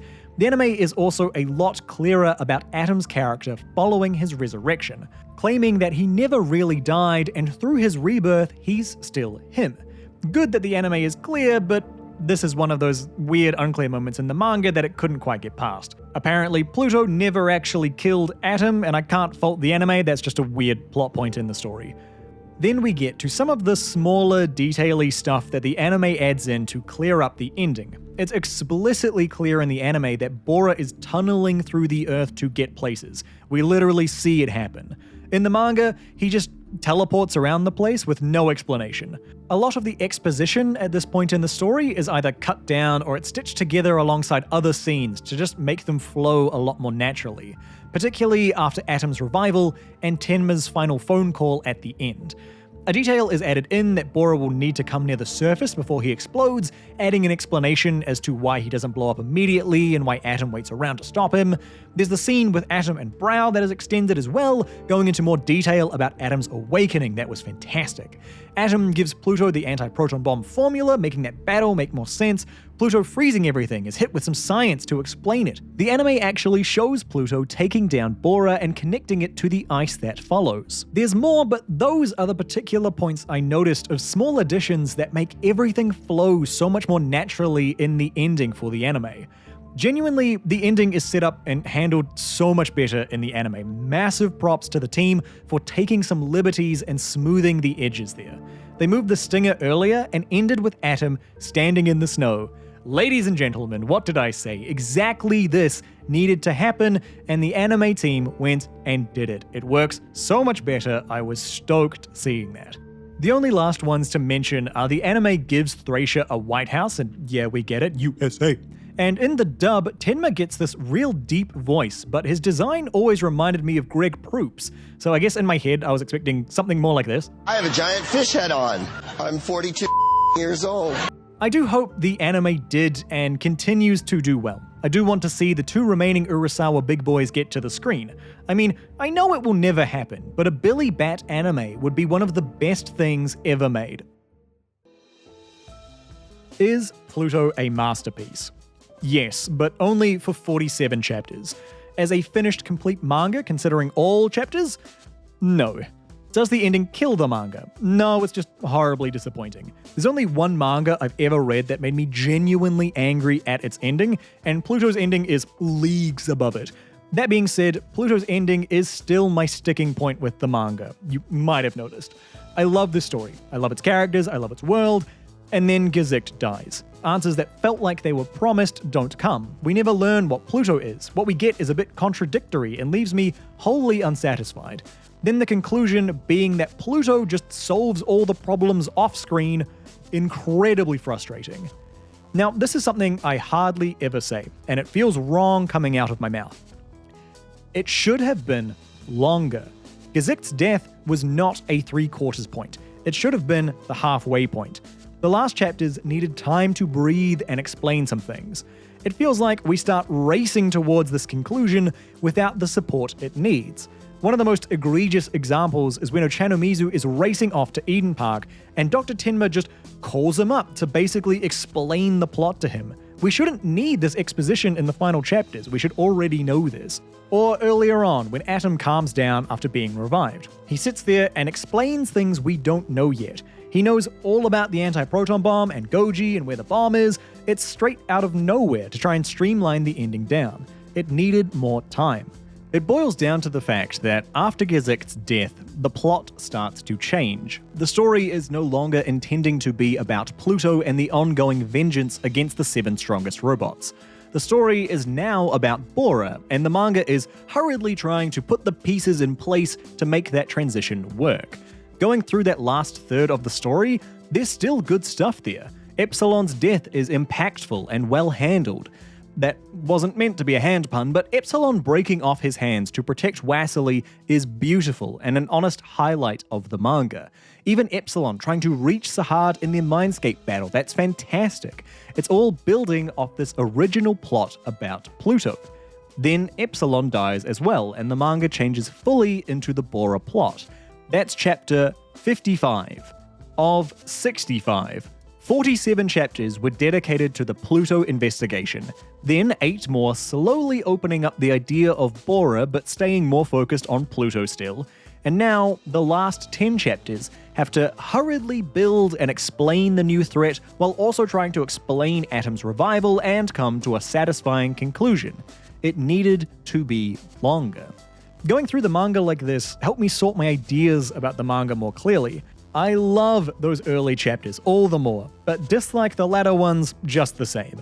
It's also helped clear up my view of the manga overall. Instead of me just thinking it's an okay story, I can confidently say it's amazing for 3/4 of it, and then that last quarter drags it down. I'd still easily recommend it just with that caveat in mind. I find the manga surprisingly focused. There's not a lot of fat to trim from this story. For me, that is a massive bonus. The only thing I really intentionally took out of the story section was Uran. After her first encounter with Pluto, she's mainly just here to set tone. Don't get me wrong, it helps add that flavor to make the story a treat to read. Just in recapping the story, it gets weird to go, and then we cut back to Uran to remind us that Pluto is very, very sad. So I need to credit Pluto for keeping focus. Something, after having gone through the other Urasawa big boys, I am convinced is only because of the short chapter count and a loose framework the manga was almost obligated to follow. Speaking of which, Pluto as an adaptation is fantastic. Going through Tigro really deepened my appreciation for this manga. I'm sure you would have noticed some of the many parallels between the stories. It's one of the reasons I thought it was vital to include the original Tezuka in this video. It's so influential on everything Pluto. It gets me just the right way seeing these old panels redesigned to fit this story. For me, where does Pluto sit alongside the rest of the Urasawa pantheon? I put it here, a comfy third place. Billy Bat and Monster are forever battling for my top spot, uncontested, but due to the strength of its characters, its design, and well, the fact it's almost a fifth of the chapter count, Pluto gets in above 20th Century Boys easy. If Pluto managed to stick its landing and give us the extra info we needed in understanding its final main characters, then honestly, it could have gone up to number 1.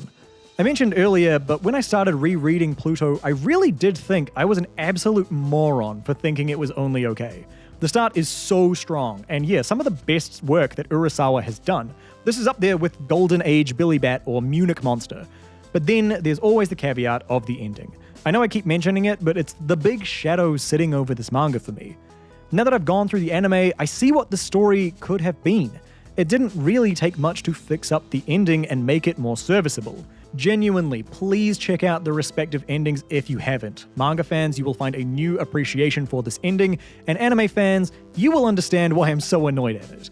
Overall, I'm glad this manga exists. I think it's a beautiful read, it's efficient, and it's 65 chapters an absolute blast. For the most part, Urasawa has done a great job with this manga and should be proud of the work he's done. It is no surprise to me why this manga is so well received. Now let me not read this manga again for a long time until I forget about why the ending leaves me so disappointed. There's one thing I want to ask you, Mr. Haas. Does the hatred you feel ever disappear? Or is it something that never goes away? no matter how many times you try to erase it. What I have always feared the most is myself, because I too have hatred inside me. And that is Pluto. What are your thoughts? The comment section is open, and hey, you'd help me out with a like or a subscribe if you want to stick around. As with the other Urasawa stories, I am open for doing an FAQ and addendums video to follow this up if it's required. I did promise one for Monster and 20CB, but I still don't think there's enough there to merit a full follow-up video. I've got a working doc for each with the things I see come up in the comments, and if they ever get big enough, then those videos will come out. For now, I'll be happy thinking I covered enough ground in both those original videos. For those interested, we did look at Pluto for Manga Book Club in January. If you want to get into reading more manga, you are more than welcome to jump in and join our discussions every month. Also, help me out here. What other manga do you want to see covered in this format? This was the last big Urasawa look I was planning to do. There is one more Urasawa big boy we could go into, but I'm hesitant since I don't think many people have actually read it, plus it doesn't actually have an official English release yet. Longer term, the only series I'm really intending to hit is Vinland Saga when that finally finishes, so I might start pottering away at that unless some other series piques my interest. So please, if you want to see some other videos like this on different manga, let me know which ones you want me to cover. Righto! Thank you for watching. Genuinely, thank you. Your support is so valued. This has been CG, and I will see you Gs in the next one.